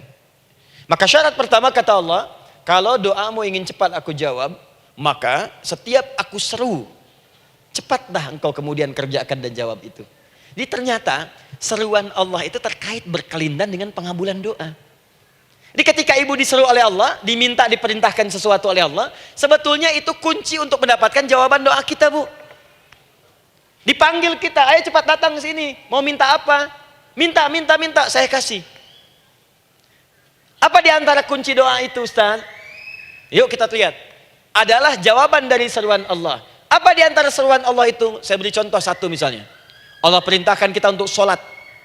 Bahkan diseru, diingatkan 5 kali dalam sehari. Sholat. Bukankah kita diseru, Bu? Dipanggil 5 kali sehari untuk sholat? Allahu Akbar, Allahu Akbar. Ya? Diingatkan kan? Ayo ingat Allah, ingat Allah, ingat Allah, ingat Allah. Allah Maha Agung, Maha Besar semuanya. Dan seterusnya. Perhatikan baik-baik. Apa tujuan Allah menyeru kita dalam sholat? Ternyata bukan ingin memberikan beban ruku dan sujud. Bukan sujudnya yang penting. Karena semua makhluk tidak sujud pun tidak akan menurunkan status Allah sebagai Tuhan. Allah tetap Allah, gak ada ruginya. Yang rugi kita. Ternyata ketika disuruh sujud, disuruh ruku itu, ternyata yang ditunggu itu bukan ruku sujudnya. Allah nunggu, punya masalah apa? Mau minta apa? Karena itu dalam ilmu fikih, ibu buka semua kitab fikih. Salat itu secara bahasa disebut dengan doa. Nama lain dari doa adalah salat. As-salatu hiya doa. Salat adalah doa. Karena itu semua bacaan dalam salat doa semua. Coba lihat. Baru takbir Allahu Akbar, doa iftitah. Al-Fatihah doa, Bu, jangan dikira Al-Fatihah enggak ada doanya. Nih, nanti saya berikan cepat ya. Ini highlight dulu. Highlight dulu. Dalam salat itu ada 4 keadaan. Ingat ini baik-baik. Nanti ibu manfaatkan minimal zuhur lakukan. Ada berapa keadaan? 4. Ada 4 posisi, 4 keadaan dalam salat. Yang kalau ibu berdoa benar, meminta di situ dengan benar, itu seketika akan dikabulkan. Seketika. 1 saat berdiri. Berdiri. 2 saat ruku'. Ruku'. 3 saat sujud. 3 saat sujud. 4 sesaat sebelum salam. Berdiri, ruku', sujud, sesaat sebelum salam. Baik, sebelum saya bahas lebih jauh, saya ingin sampaikan dulu. Jadi ternyata ketika kita diminta oleh Allah menunaikan sholat, itulah cara kita memohon, Bu. Itulah waktu kita meminta. Dan dahsyatnya dalam sehari itu 5 kali ditungguin, Bu. Mana ada manusia di muka bumi ini buka pintu rumahnya 5 kali sehari, cuma untuk memberikan apa yang dibutuhkan. Sesoleh-solehnya Ustadz, gak ada yang mengatakan, ayo 5 kali sehari datang aja ke rumah saya. Kalau butuh apa-apa ambil. Butuh kulkas, ambil kulkasnya. Butuh TV ambil, gak ada begitu. Allah itu maha baiknya, 5 kali sehari dipanggil. Dari subuh sampai zuhur. Kita bangun tidur aja, punya masalah nggak? Ayo minta, disuruh sholat 2 rakaat. Dan sholatnya nggak usah banyak-banyak, 2 rakaat aja dulu supaya nggak ada beban. Itu pun kadang-kadang masih lupa berapa rakaat kita sholat. Ya. Ayo sujud, disuruh minta, punya masalah nggak? Terus dari subuh sampai ke siang dipanggil lagi. Punya masalah lagi nggak? Disuruh zuhur 4 rakaat. Karena waktunya cukup panjang, suruh 4. Ayo minta. Ada masalah apa? Minta sujud kita. Minta mohon. Dari zuhur ke asar, ditanya lagi, ada masalah nggak? Panggil lagi. Ke maghrib sampai ke isya sebelum tidur. Supaya tidurmu enak, masalah nggak ada, tenang, nikmat, nyaman istirahatnya. Ada masalah nggak? Disuruh sholat lagi. Jadi kalau orang paham sholat itu kunci kebahagiaan, dia akan senang menunaikan sholat. Makanya ketika ibu bertanya, kenapa saya sholat? Dijawab oleh muadzin, hayya 'alas shalah, ayo sholat. Kenapa sih sholat? Hayya 'alal falah. Yuk bahagia. Ayo tenang. Yuk dapatkan apa yang kamu inginkan. Falah. Jadi kalau orang paham sholat itu menyelesaikan persoalan, tentu orang akan berbondong-bondong semangat untuk menunaikan sholat. Cuman sayang segelintir orang itu menilai sholat sebagai beban. Jadi sebagai kewajiban beban saja, makanya sholatnya nggak nikmat. Karak tadi duhur, ayeuna asar deui. Tuh. Ya bagaimana doanya bisa dijawab? Anda datang pada orang, tapi datangnya dengan marah-marah. Datangnya dengan mencelanya. Ya bagaimana dia bisa memberikan kebutuhan Anda? Anda datang pada Allah dengan niat yang tidak ikhlas. Setelah itu kemudian menggunjingkannya, bagaimana bisa dijawab? Tuntutan tinggi. Tapi datang tidak membawa prestasi, ya bagaimana bisa diberi? Catat tuh, bikin status. Paham ya?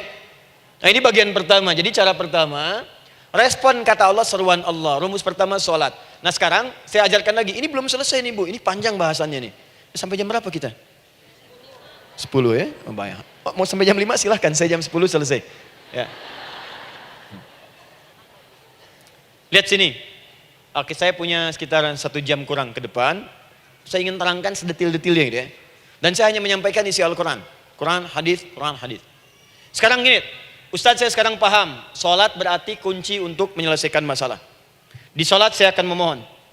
Sekarang Ustadz, bagaimana cara saya merespon sholat? Kan kata Allah, saya menyeru, respon gitu kan? Kita dipanggil sholat nih, Allahu Akbar, dipanggil. Bagaimana cara meresponnya? Sebelum minta. Awas, ibu ingin datang mengajukan proposal.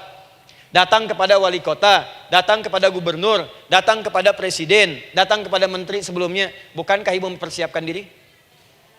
Penampilan ditata, proposal dibagus-bagusin gitu kan?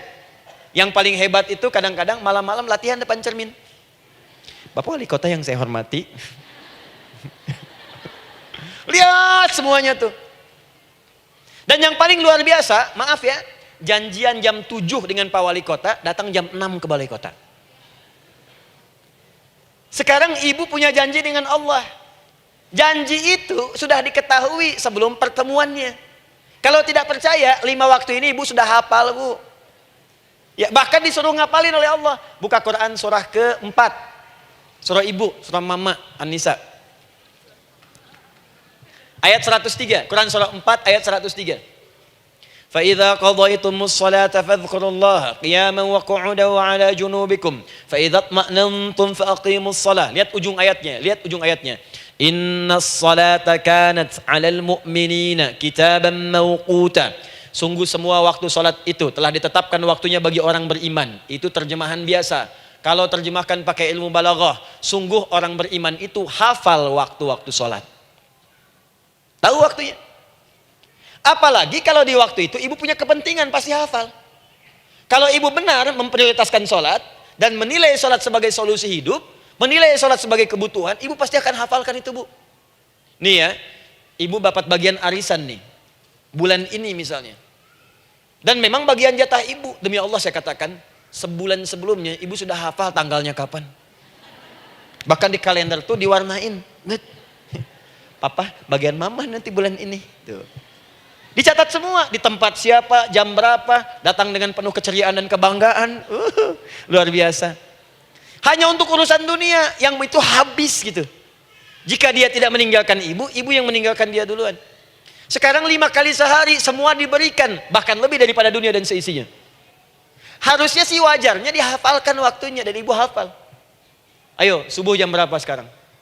Lihat sini, bukan ke atas. Ditutup tuh. Tuh, sana tuh. Subuh jam berapa? Ayo ngelihat ke sana, 4:43. Duhur jam berapa? Tuh, asar, maghrib, isya. Itu kan kunci ibadah.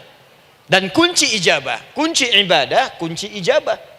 Di situ ada pengabulannya. Ini gimana mau minta, waktu permintaannya aja nggak hafal. Gimana mau bermohon, datangnya aja telat.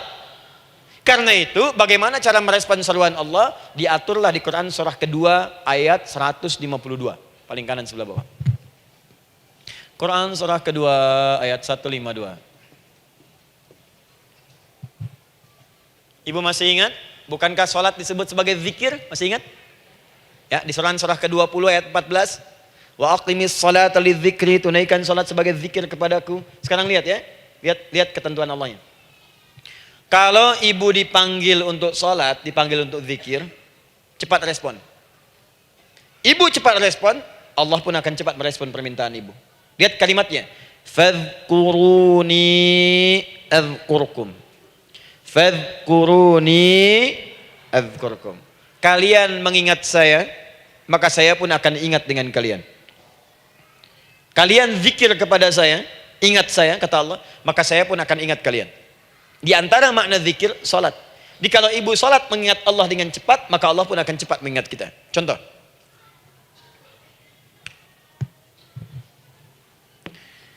Saya ambil waktu subuh misalnya. Di Bandung 4-3-3. 4-4-3. Oh, lihat kesan lagi terjadi perbedaan pendapat. Ya. Ada yang 4-3-3, ada yang 4-3-4, ada yang 4-3-5 dan seterusnya. Yang ambil tengah-tengah lah, 4-3-5 misalnya. Orang 4-3-5. Lihat sini, fokus. Allahu Akbar, Allahu Akbar. 4-3-5. Dipanggil salat, diseru. Kan tadi rumusnya di Quran surah 2 ayat 186. Faliyastajibuli. Kalau diseru cepat jawab, gitu kan? Nah, terus diseru 4-3-5 adzan. Allahu Akbar, Allahu Akbar. Begitu diseru, ibu langsung datang. Ya Allah, sudah adzan, seruan nih, saya siap-siap, saya ingin minta sesuatu. Nah, orang yang datang saat dia diseru Allah, dia pun datang kemudian untuk menyerunya, maka Allah pun akan menjawab apa yang ia mohonkan saat ia bermohon kepadanya. Perhatikan, dipanggil oleh Allah lewat suara muadzin, Allahu Akbar, dia merespon cepat, siap salat. Maka dia pun ketika memanggil Allah, seketika Allah pun akan jawab padanya. Sesuai dengan kadar responnya. Dipanggil saat itu, dia menjawab. Maka Allah pun akan ingat kepadanya hanya saat dia memanggil saja. Di saat panggil, diingat. Panggil, diingat. Jelas? Ini yang hebat. Dipanggil 4-3-5. Allahu Akbar, Allahu Akbar. Dia sudah ingat dari sejak jam 3:45. Dia bangun jam 3. Bisa. Padahal belum dipanggil. Datang. Bahkan Masya Allah, melakukan warming up dulu. Tahajud. Istighfar. Baca Al-Quran sebelum dipanggil. Masya Allah Bu, ibu mau datang misalnya ke istana. Janjian jam 7, datang jam 6. Di situ ibu kerjakan yang baik-baik dulu. Wah lihat. Terus kelihatan CCTV kan. Wah ini orang bagus banget nih. Mulia, bagus. Sampah diambilin, disapu. Kelihatan. Itu ibu belum datang pun udah dipanggil duluan. Ada orang yang belum dipanggil sudah datang menghadap Allah. Tahajud dia, zikir dulu, istighfar dulu. Ini orang, maaf ya, walaupun dia belum memanggil Allah, Allah sudah menyelesaikan semua persoalannya. Di orang-orang yang selalu ingat kepada Allah, walaupun Allah dalam waktu tidak memanggilnya, maka Allah akan mengingatnya sekalipun orang ini belum bermohon kepadanya. Maka ibu nanti akan temukan orang-orang yang langsung diselesaikan persoalannya oleh Allah bahkan sebelum dia bermohon kepadanya. Ada orang yang seakan gak punya masalah Bu. Bukan nggak punya masalah, sebab setiap dia punya masalah, masalahnya diringankan oleh Allah. Ini seakan-akan nggak ada beban. Ah, ini indah hidupnya. Enak. Butuh sesuatu, sebelum nyari, datang. Ada persoalan, senyum dikit, selesai. Orang macet mengeluh, bikin status, dia macet malah senang. Dan hatinya dilapangkan oleh Allah. Bayangkan ada janji rapat jam 9, setengah 9 masih macet. Diprediksi di Google akan sampai 2 jam lagi. Yang lain mengeluh, telepon sana, telepon sini, ini. Dia enggak aja, lapang aja. Alhamdulillah ya Allah, kasih macet. Morotal, saya mau dengerin surah Al-Baqarah. Buka, hafalin. Partnernya nelpon. Sampai di mana, akhi? Ini sampai di surah Al-Baqarah ayat 186. Tidak ada yang sia-sia dari Allah. Sabar ya di sana. Ya, atau kita bisa koneksikan dari sini, apa yang bisa saya selesaikan sekarang di sini, sehingga sampai sana kita tinggal kesimpulan saja. Tenang hatinya. Gak ada gerasak, gerusuk, gulisah gini, telepon sana sini, klaksonin. Dasar lampu merah, lama, birunya sebentar. Padahal biru nggak ada, yang ada hijau kan. Jadi kalau sudah begitu enak, Bu. Yang perempuan ada di Quran Maryam. Maryam kan perempuan. Dan Maryam itu bukan nabi, bukan rasul. Ingin memberikan pesan kepada ibu, perempuan dimanapun. Tidak harus jadi nabi supaya doa cepat dikabulkan. Tidak harus menjadi rasul. Ini Maryam bukan nabi, bukan rasul. Tapi dia ini luar biasa. Sebelum dipanggil udah datang. Zikirnya tak terlukiskan. Mohon kepada Allahnya luar biasa. Menjaga diri dari hal yang dilarang oleh Allah. Apa hasilnya? Sebelum diberikan bahkan oleh pamannya, sudah ada kebutuhannya. Quran surah ketiga ayat 37. Kullama dakhala 'alaiha Zakaria al-mihraba wajada 'indaha rizqa. Setiap pamannya mau memberikan kebutuhan Maryam sudah ada di dalamnya, Bu. Sudah ada. Itu luar biasa. Mau makan, makanan ada. Mau anggur, anggur ada. Ya. Wah, itu luar biasa, Bu. Jadi bermohon bahkan sebelum waktunya. Sentuhlah ia tepat di hatimu, maka ia akan jadi milikmu untuk selamanya. Wah. Nah, itu doa tuh. Aduh, mana-mana. Paham? Tuh. Jadi kalau yang standar-standar saja itu biasa. Maka datang sebelum waktunya. Datang. Atau datang pas dipanggil. Standar. Jadi kalau 4.35 adzan, Allahu Akbar, Allahu Akbar. Ibu bangun. Siap sholat, siap sholat. Itu standar. Jangan dulu bahagia. Naikin lagi levelnya. Yang celaka itu ya ini nih. Dipanggil 4.35. Baru bangun 5.34.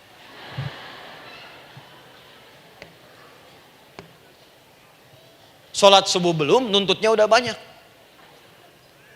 Ya Allah, kurang apa lagi aku bermohon kepadamu. Sudah aku meminta sekarang, sholat subuh aja belum. Jadi mana keadilannya? Jadi yang pertama, respon seruan Allah. Disitulah Allah pun akan cepat merespon apa yang kita kemudian butuhkan. Jadi yang pertama lewat sholat ya Bu ya. Ingat sholat. Dan sholat itu tadi dari 4 posisi saya ajarkan yang pertama saja satu. Supaya nggak terlampau panjang ya. Berdiri Bu. Saya ajarkan satu. Setiap ibu dalam keadaan berdiri dan membaca Al-Fatihah pada kalimat iyyaka na'budu wa iyyaka nasta'in. Ingat, pada kalimat iyyaka na'budu wa iyyaka nasta'in, maka sertakanlah di hati kita apa persoalan yang dirasakan untuk bermohon kepada Allah. Saya ajarkan cepat. Kalau ibu mau belajar lebih detail, ikuti kajian kami di fikih salat, sifat salat Nabi sallallahu alaihi wasallam. Nanti saya terangkan semua dalilnya. Insyaallah sepanjang yang saya ketahui. Baik.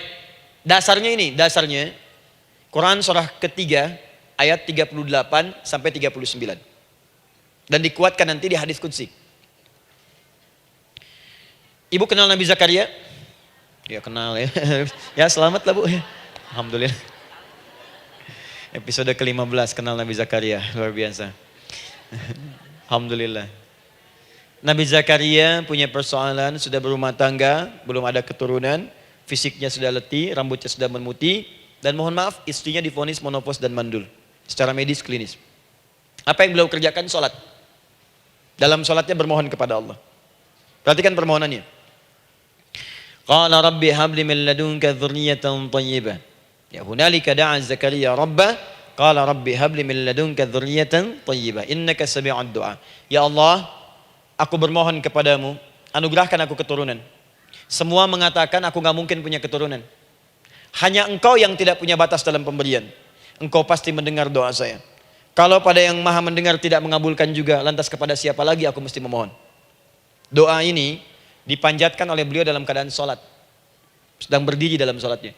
Jadi ibu maaf ya, tolong jangan salah berpikir, semua nabi dan rasul, orang soleh sebelumnya itu sholat. Cuma kita lebih sempurna gerakan dan jumlahnya, sempurna. Orang dulu sholat. Nabi Musa sholat, Quran surah 20 ayat 14. Nabi Isa sholat, Quran surah 19 ayat 31 sampai 33. Nabi Ismail sholat, Quran surah 19 ayat ke-55. Semua sholat. Sholat. Nabi Zakaria saat punya masalah, sholat. Dalam berdirinya minta dalam sholatnya. Dari mana Ustadz tahunya beliau minta dalam berdiri dalam sholat? Ayat 39 ya baca. Quran surah ketiga ayat 39. Fanadatul malaika, maka doanya itu dijawab oleh Allah. Datang malaikat menyampaikan jawaban. Wa huwa qaimun yusalli fil mihrab. Sedangkan beliau masih berdiri dalam sholatnya di mihrab. Masih berdiri dalam sholat. Sholat. Di dalam sholat itu minta. Makanya semua bacaan sholat itu permintaan isinya. Dan dikabulkan oleh Allah. Anallaha yubashshiruka bi Yahya. Allah kasih kabar gembira, engkau akan punya anak, langsung namanya dari Allah Yahya. Artinya hidup. Yang mustahil menurut manusia, lahir dari rahim seorang perempuan yang divonis monopos dan mandul menurut medis, kata Allah tidak ada yang mustahil bagiku, lahir dan hidup dia, Yahya. Kapan terjadinya? Sedang sholat. Kapan saat sholatnya? Berdiri. Nah yang paling menarik bu, umatnya Nabi Muhammad SAW ditunggu oleh Allah 5 kali dalam sehari, dan dimintakan sebelum sholat untuk menyiapkan permohonannya. Maka turunlah Quran surah kedua ayat ke-45. Ibu lihat ayatnya. Wasta'inu bis-sabri was-shalah. Bahkan ditegaskan lagi di Quran surah kedua ayat 153, paling kanan sebelah bawah. Ya ayyuhalladzina amanu ista'inu bis-sabri was-shalah. Yang pertama enggak pakai panggilan iman. Wasta'inu, kata Allah, hei, kalau kamu punya masalah, jangan mengeluh, jangan berkeluh kesah, jangan terlampau banyak gelisah, cepat siapkan dirimu untuk menunaikan sholat. Siapkan permohonanmu, minta kepada aku lewat sholat. Kalau belum yakin, disebutkan imannya. Ya ayyuhalladzina amanu, hei orang-orang yang masih merasa punya iman, katanya punya iman. Jadi kalau ibu nggak mau minta lewat sholat, dipertanyakan imannya. Kamu punya iman nggak? Kata Allah, yakin nggak dengan saya? Kalau punya masalah jangan mengeluh. Datang pada saya minta, lewat sholat, saya panggil sholat minta. Kalau masih merasa punya iman. Tuh, iman kita tuh dipertaruhkan di situ. Nah sekarang, saya berikan rumus bahasanya.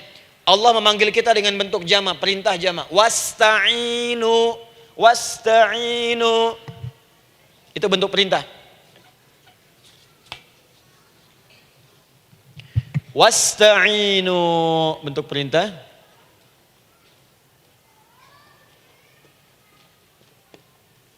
Wasta'inu. Dan jika kalian, perhatikan cara menerjemahkannya, dan jika kalian punya persoalan dalam hidup, punya kebutuhan, maka bergegaslah siapkan dirimu untuk minta kepadaku solusi. Wasta'inu, dan mintalah oleh kalian pertolongan, solusi. Bisabri wassalah. Pertama sabar dulu. Sebelum sholat, sabar dulu dengan itu. Tahan dulu. Terima dulu. Jangan mengeluh, terima dulu. Nanti dalam sholat minta solusi. Itu maksudnya. Punya masalah sekarang jam 9 lewat. Sabar, tahan dulu. Koreksi diri, istighfar, nanti zuhur minta. Atau duha sekarang sholat, datang ke masjid, sholat duha minta. Tahiyatul masjid minta sekarang. Sabar. Ini sabar, terima dulu. Jangan mengeluh, sabar. Ingat, terima, sabar. Karena Allah mustahil memberikan ujian masalah kalau kita tidak sanggup menerimanya. La yukallifullahu nafsan illa. Saya sering katakan bu ya, maaf kalau kalimat ini mungkin kurang berkenan, tapi kalimat ini nyata. Kalau ibu sekarang punya masalah seberat apapun, itu artinya hanya ibu yang sanggup untuk menerimanya. Saya tidak. Betul, karena itu persoalan itu dititipkan kepada ibu, bukan kepada seorang bernama Adi Hidayat. Ibu yang dipercaya. Ya ibu dipercaya oleh Allah. Kenapa ibu tidak yakin dengan itu? Karena cuma ibu yang bisa mengatasi. Ibu yang mampu, saya tidak. Karena itu dititipkan pada ibu. Kaidahnya la yukallifullahu nafsan illa wus'aha. Allah nggak akan berikan beban ujian masalah kalau dia nggak mampu. Artinya kalau saya nggak mampu, saya nggak dikasih. Ibu mampu, ibu diberi. Jangan mengeluh. Kenapa mesti saya ya Allah? Kamu mampu. Ya Allah, why me? Why not? Kamu yang bisa. Nah sekarang, wassalah setelah terima itu, tapi juga jangan terlampau kepedean. Memang cuma saya yang mampu ya, bikin status. Kemudian sholat, kita akan katakan, ya Allah, Engkau perintahkan saya untuk minta tolong. Sekarang saya akan minta kepadamu. Lalu kita katakan, maaf ya Allah, saya sekarang punya masalah. Saya ingin bermohon kepadamu. Saya ingin minta kepadamu, ya Allah. Saya mohon, ya Allah. Maaf Bu ya, maaf ya, sebentar. Ibu kalau punya masalah sedikit atau banyak? Banyak. Yang punya masalah ibu saja atau anak juga punya masalah? Kadang-kadang, bukankah anak yang punya masalah ibu yang minta? Bukankah suami yang punya persoalan ibu yang bermohon? Kan? Karena itu, kalau kita ingin memohon kepada Allah dengan persoalan yang kompleks mewakili yang banyak, maka pertama kalimatnya diawali dengan huruf na. Berarti kami, kita, semua. Jelas ya? Nah, ibu ingin robah kalimatnya minta tolong. Kata Allah, minta kepadaku pertolongan. Wasta'inu. Ibu ingin robah menjadi bentuk permintaan. Rubah kalimatnya menjadi nasta'in. Nasta'in. Nasta'in.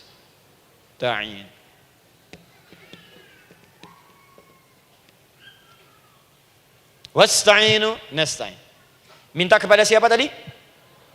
Allah. Boleh minta kepada selain Allah? Tidak. Hanya kepada Allah saja? Hanya kepada Allah saja. Hanya kepadamu ya Allah. Tidak kepada yang lain. Maka kalimatnya menjadi iyyaka. Iyyaka. Hanya kepadamu saja ya Allah. Engkau berjanji, kalau ada masalah minta aku berikan. Sekarang hanya kepadamu saja ya Allah, aku bermohon. Maka kalimatnya namanya iyyaka nasta'in. Sekarang saya tanya kepada ibu, apakah dalam sholat ibu membaca kalimat iyyaka nasta'in? Tuh. Saya mau tanya, ibu bacanya saat ruku atau saat sujud? Berdiri. Gak ada orang ruku baca kalimat ini. Allahu Akbar, iyyaka na'budu wa iyyaka nasta'in. Berdiri. Iyyaka na'budu wa sekarang saya bacakan hadis qudsinya. Tersambung dari Nabi sallallahu alaihi wasallam. Qala Rasulullah sallallahu alaihi wasallam, qala Allah azza wa jalla. Allah langsung yang berfirman lewat hadis qudsi. Perhatikan bahasanya. Qasamtus shalah baini wa baina 'abdi. Saya bagi dalam salat itu dua bagian, antara hak aku dan hak hambaku. Wali 'abdi ma sa'ala. Dan jika benar hambaku menunaikan kewajibannya dengan baik, menjaga hak-hak aku, maka pada saat itu apapun yang dia minta dalam salat aku akan berikan. Apapun. Kapan itu terjadi? Perhatikan kalimatnya. Idza qala al-'abdu, kalau hamba mulai membaca dalam salatnya, alhamdulillahi rabbil alamin. Alhamdulillahi rabbil alamin. Qala Allah azza wa jalla, seketika Allah menjawab, hamadani 'abdi, hambaku sedang memujiku. Ibu ingat baik-baik Bu ya. Ingat baik-baik. Setiap ibu baca Al-Fatihah dalam salat itu Allah memperhatikan dan menjawab bacaan ibu. Tadi masih ingat ketika saya katakan wa idza sa'alaka 'ibadi anni fa inni qarib, Allah itu dekat. Ya. Wa idza qala al-'abdu ar-rahmanir rahim, kalau hamba melanjutkan ar-rahmanir rahim, qala Allah azza wa jalla, Allah langsung menjawab athna 'alayya 'abdi, hambaku sedang menyanjungku. Wa idza qala al-'abdu maliki yaumiddin, ketika hamba berkata maliki yaumiddin, qala Allah azza wa jalla, Allah menjawab majjadani 'abdi, hambaku sedang mengagungkanku. Sekarang perhatikan kalimat ini. Wa idza qala al-'abdu, jika seorang hamba berkata, iyyaka na'budu wa iyyaka nasta'in, ya Allah, sekarang hamba sholat ibadah atas perintahmu.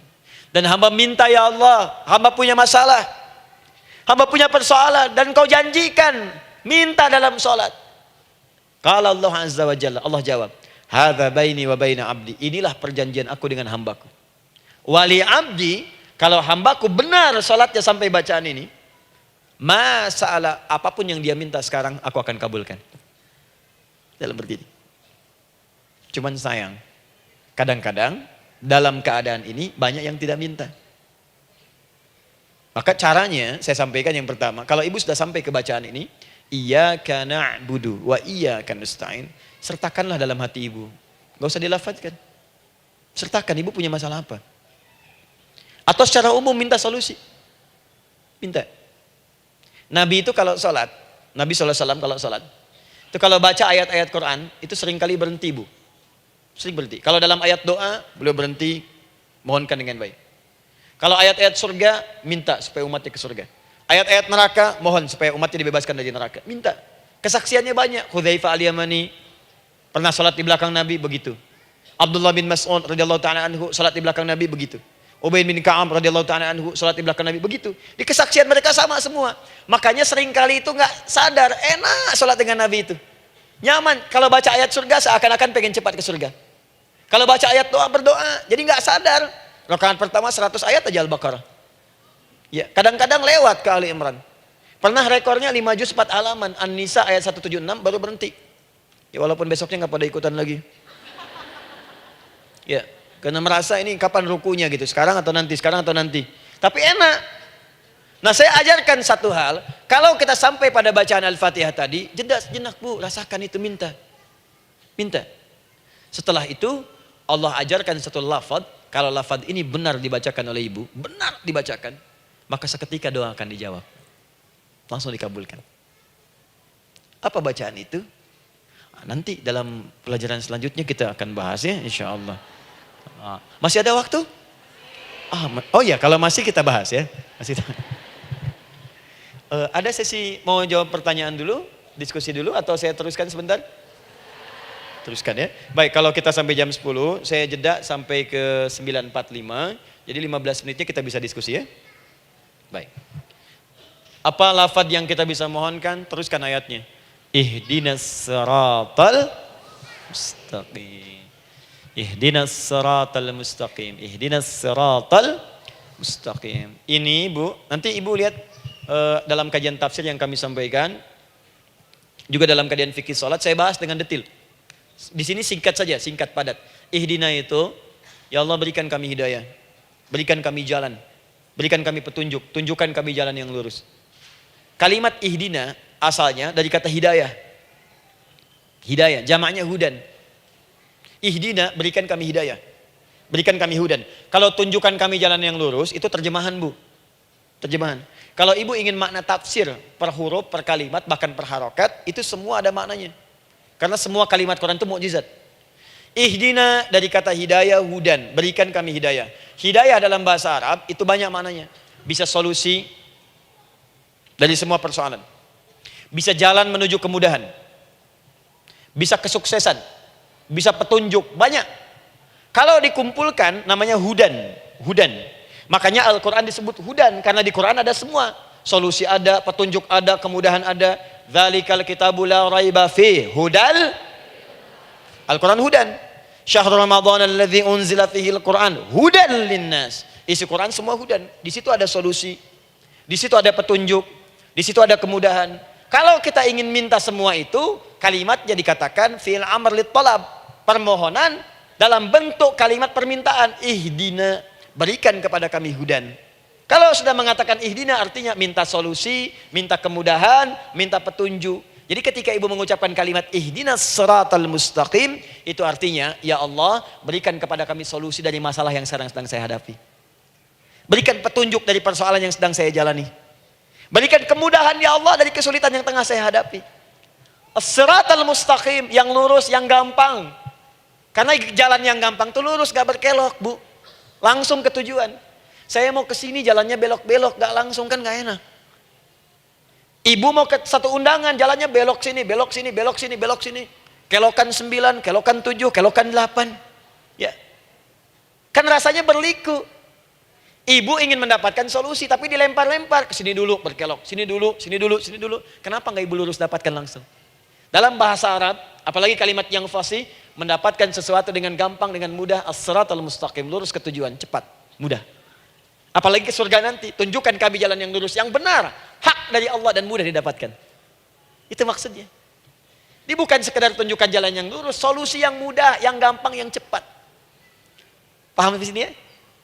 Seperti orang-orang dulu mendapatkannya. Siratal ladzina an'amta 'alaihim. Seperti orang dulu mendapatkan semua kenikmatan ketika mereka bermohon kepadamu ya Allah. Siapa mereka? Ada 4 golongan disebutkan di Quran surah keempat ayat 69. Ada para nabi, orang-orang jujur siddiqin, para syuhada dan orang-orang soleh. Ya, wa may yuti'illaha wa rasul fa ulaika ma'al ladzina an'ama Allahu 'alaihim minan nabiyyina was-siddiqina wasyuhada was-shalihin. Para nabi dulu berdoa, ya Allah, saya ada masalah, dikabulkan. Kita minta, ya Allah, sekarang saya berdoa, tolong kabulkan seperti nabi-nabi dulu dikabulkan. Nabi Ayub sakit, berdoa dikabulkan. Kita sakit, dikabulkan. Nabi Ibrahim ada ujian, dikabulkan. Nabi Ibrahim punya ujian dengan anak. Kita ada ujian dengan anak, minta dikabulkan. Anak-anak berselisih, ada yang dendam, yang iri. Seperti anaknya Nabi Yakub. Nabi Yakub berdoa, dikabulkan. Kita minta, dikabulkan. Ada syuhada, berdoa, dikabulkan. Kita minta, dikabulkan. Orang soleh berdoa, minta, dikabulkan. Kita minta, dikabulkan. Ya Allah, seperti engkau kabulkan doa orang-orang dulu yang melahirkan nikmat, mohon kabulkan kami yang minta sekarang dan mendapatkan kenikmatan itu. Itu maksudnya. Ya, siratal ladzina an'amta 'alaihim. Siapa an'amta 'alaihim di sini? Ulaikal ladzina an'amallahu 'alaihim. Sama persis kalimatnya. Minan nabiyyina was-siddiqina wasyuhada'i was-shalihin. Jadi jangan diartikan sebatas terjemahan. Walaupun di musim haji sekarang itu bisa dipakai. Saya tugas 2010 di Mekah. Ada jemaah kesasar, lupa maktab. Kemudian ingin balik, nggak tahu jalan. Dia ketemu askar. Askar nggak bisa bahasa Indonesia, dia nggak bisa bahasa Arab. Tapi dia hafal Al-Fatihah. Datang kepada askar, dia tunjukkan gelangnya. Pak, ihdinas siratal mustaqim. Tunjukkan saya jalan yang lurus. Tunjukkan gelang. Askar gak bisa bahasa Indonesia. Dikasih bahasa Arab gak paham-paham. Tapi askar ini pun cerdas. Dia tunjuk, dia lihat gelangnya. Oh, maktab sana. Siratal ladzina an'amta 'alaihim ghairil maghdubi 'alaihim waladdallin. Lurus, jangan belok-belok. Kalau belok nanti engkau tersesat atau dicaci maki orang. Maghdub ya dicela orang, dolin tersesat, kan? Jangan dicela, jangan sesat, lurus. Tapi kalau dalam berdoa dalam sholat minta di hati hadirkan. Jelas ya? Nah itu posisi pertama. Jadi pertama minta lewat sholat. Yang kedua cepat rajin istighfar bu. Saya cepat ya, rajin istighfar. Saya ada 7 menit lagi. Ibu rajin istighfar. Astaghfirullah, astaghfirullah, astaghfirullah, astaghfirullah. Itu yang paling singkat. Astaghfirullahaladzim, astaghfirullahaladzim, astaghfirullahaladzim. Itu yang menengah. Astaghfirullahaladzim, alladzi la ilaha illa huwal hayyul qayyum wa natubu ilaihi. Astaghfirullahaladzim, alladzi la ilaha illa huwal hayyul qayyum wa natubu ilaihi. Astaghfirullahaladzim, alladzi la ilaha illa huwal hayyul qayyum wa natubu ilaihi. Itu yang cukup panjang. Ibu rajin istighfar. Orang yang rajin istighfar itu diantara yang disebutkan dalam riwayat-riwayat adalah orang-orang yang cepat dijawab doanya. Hanya dengan istighfarnya. Jadi dia tuh punya keinginan, dia nggak katakan. Jadi keinginan di benaknya dia, terus dia istighfar. Astagfirullah, astagfirullah, astagfirullah. Itu kalau benar rajin istighfar, seketika dikabulkan. Cepat. Ada seorang yang hidup, ini tukang roti. Di zaman Imam Ahmad bin Hanbal. Saya pernah kisahkan ini di beberapa keadaan. Orang ini itu ahli istighfar. Jadi maaf ya bu ya, bukan istighfarnya pas ada keperluan aja, bukan. Ada ta'lim ustaz tadi, sab pertama astagfirullah, astagfirullah, astagfirullah, bukan. Besok ada arisan, astagfirullah, astagfirullah, bukan. Jadi bukan ada keperluan istighfar, bukan. Orang ini membiasa istighfar. Jadi setiap mengerjakan apapun dia istighfar. Mau minum, bismillah, astagfirullah, astagfirullah. Dia setiap buka adonan, astagfirullah, astagfirullah. Nah satu ketika, Imam Ahmad itu nggak tahu kenapa, pengen datang ke daerah itu. Ya kalau misalnya ibu tinggal di Cicahem, misalnya kan Imam Ahmad tiba-tiba pengen ke Cicahem aja. Terus karena lelah, mampir ke masjid. Istirahat di dalam masjid. Tiba-tiba kata penjaga masjidnya, DKM-nya, marbotnya, ya Syekh, idhab, pergi, nggak boleh tiduran di sini. Kata Imam Ahmad, saya kan cuma numpang istirahat, nggak boleh keluar. Dan dia nggak tahu kalau itu imam besar. Dan Imam Ahmad itu sudah populer bu, sangat famous, familiar. Cuman orang kan nggak pernah lihat wajahnya. Dulu kan nggak ada Facebook, nggak ada Instagram, nggak ada handphone, nggak ada apa-apa. Jadi kalau orang terima Ahmad, ya Ahmad aja kemana-mana. Oh, ada Imam Ahmad, dia Imam Ahmad, Imam besar, Imam Syafi'i, Imam besar. Tapi nggak pernah lihat. Sekarang kan udah kelihatan. Ya, udah kelihatan. Sekarang banyak. Makanya orang dulu tuh senang begitu tahu, dikasih tahu Nabi aja ke Madinah bu, nggak ada yang tahu kalau itu Nabi Muhammad kalau belum pernah lihat. Karena beliau di bawah, Abu Bakar di atas. Abu Bakar kan naik kan, untanya Nabi. Nabi Muhammad pasti di bawah gantian tuh di jalan. Orang mengira yang di atas unta Nabi Muhammad, padahal Nabi Muhammad yang jalan kaki, nggak kelihatan. Makanya responnya bola ketika tahu Nabi, senang luar biasa. Minta doa, minta ini, minta itu. Orang sekarang tidak. Karena sering banyak lihat di TV, media sosial, begitu ketemu, minta foto. Ini lain kisahnya. Nggak tahu dia, pergi keluar. Kata Imam Ahmad, ya sudah, keluar beliau. Nggak mau ribut. Istirahat di luar. Di pelataran. Di sini juga nggak boleh. Lihat kalimatnya. Barwah, keluar, pergi. Barwah itu kasar, Bu. Begitu kemudian didebat lagi, saya cuma di luar. Rawah itu dari kata roh, Bu. Itu paling kasar. Artinya keluar dengan roh-rohnya sekalian. Rohnya pun jangan di sini. Ya. Jadi kalau ibu nanti di Masjidil Haram misalnya kan, ada kalimat itu artinya kesal, Bu, askarnya. Ya. Keluar. Misalnya idza bi anti. Enggak mau, saya mau di sini. Ya. Barwa, pergi. Sampai ke rawah dengan roh-rohnya. Itu artinya ibu disuruh pergi. Ya, bukan jangan mengelak lagi. Rawah. Saya bukan rawah, saya rohayati. Suruh pergi. Pergi. Imam Ahmad pergi tuh akhirnya. Pergi, di jalan kelihatan ada tukang roti tadi. Begitu kelihatan capek lah dipanggil, Syekh, kayaknya lelah, istirahat di sini. Dan tukang roti pun nggak tahu kali itu Imam Ahmad. Begitu istirahat, duduk, kelihatan Imam Ahmad setiap buka adonan, astagfirullah. Bikin lagi, astagfirullah. Imam Ahmad tahu faidah itu. Tapi ingin menguji tukang roti ini, ditanya. Ya akhi, kamu ini kenapa setiap Anda menanam adonan itu, tepung itu, Anda mengucapkan istighfar, astagfirullah. Perhatikan jawabannya. Wallahi demi Allah, tidak pernah saya beristighfar dalam setiap aktivitas saya, kecuali Allah selalu mengabulkan doa yang saya mohonkan. Di setiap minta, astagfirullah, itu dikabulkan. Cuman satu yang sampai sekarang belum terkabul. Apa itu kata Imam Ahmad? Saya ini selalu bermohon kepada Allah, ya Allah, mohon sebelum saya wafat atau setelah ia wafat, pertemukan saya ya Allah dengan Imam Ahmad bin Hambal. Sebelum saya yang wafat atau Imam Ahmad. Kata Imam Ahmad, astagfirullah. Allahu Akbar. Itu mungkin yang memperjalankan saya kemari. Tiba-tiba pengen ke sini, sampai diusir keluar dari rumah Allah dari masjid, sampai di sini karena istighfar Anda. Sayalah Imam Ahmad bin Hambal. Astagfirullah. Imam Ahmad ke situ datang. Tolong jangan lakukan pada saya. Salah di hidayat ya Allah. Astagfirullah. Saya jawab lagi dari sana. La haula wala quwata illa billah. Ini istighfar. Nah, kapan istighfar yang baik? Istighfar yang baik dilakukan setelah tahajud sebelum fajar. Saya ulang ya. Setelah tahajud sebelum fajar. Dalilnya Quran surah ke-51 ayat 18. Baca dari ayat 15 sampai 18-nya. Jadi ibu kalau mau seperti itu, rajin tahajud dulu, Bu. Tahajud. Setelah itu biasakan istighfar. Itu latihan dulu, itu baru latihan. Ingat ya, istighfar menjelang fajar di waktu sahar, itu baru latihan. Astagfirullah. Nanti kalau sudah banyak latihan, ibu akan refleks. Mau duduk masuk mobil, astagfirullah. Duduk mau makan, astagfirullah. Ya, kadang-kadang ibu mau ambil handphone, astagfirullah. Itu refleks di lisan kita keluar. Ahli istighfar itu gak direncanakan keluar di lisannya. Astagfirullah. Kalau sudah seperti itu, berbahagialah. Karena apapun kadang ibu inginkan, sepanjang itu ibu butuhkan, seketika dikabulkan. Ya. Yang ketiga, yang terakhir. Sudah 9:45, boleh sedikit?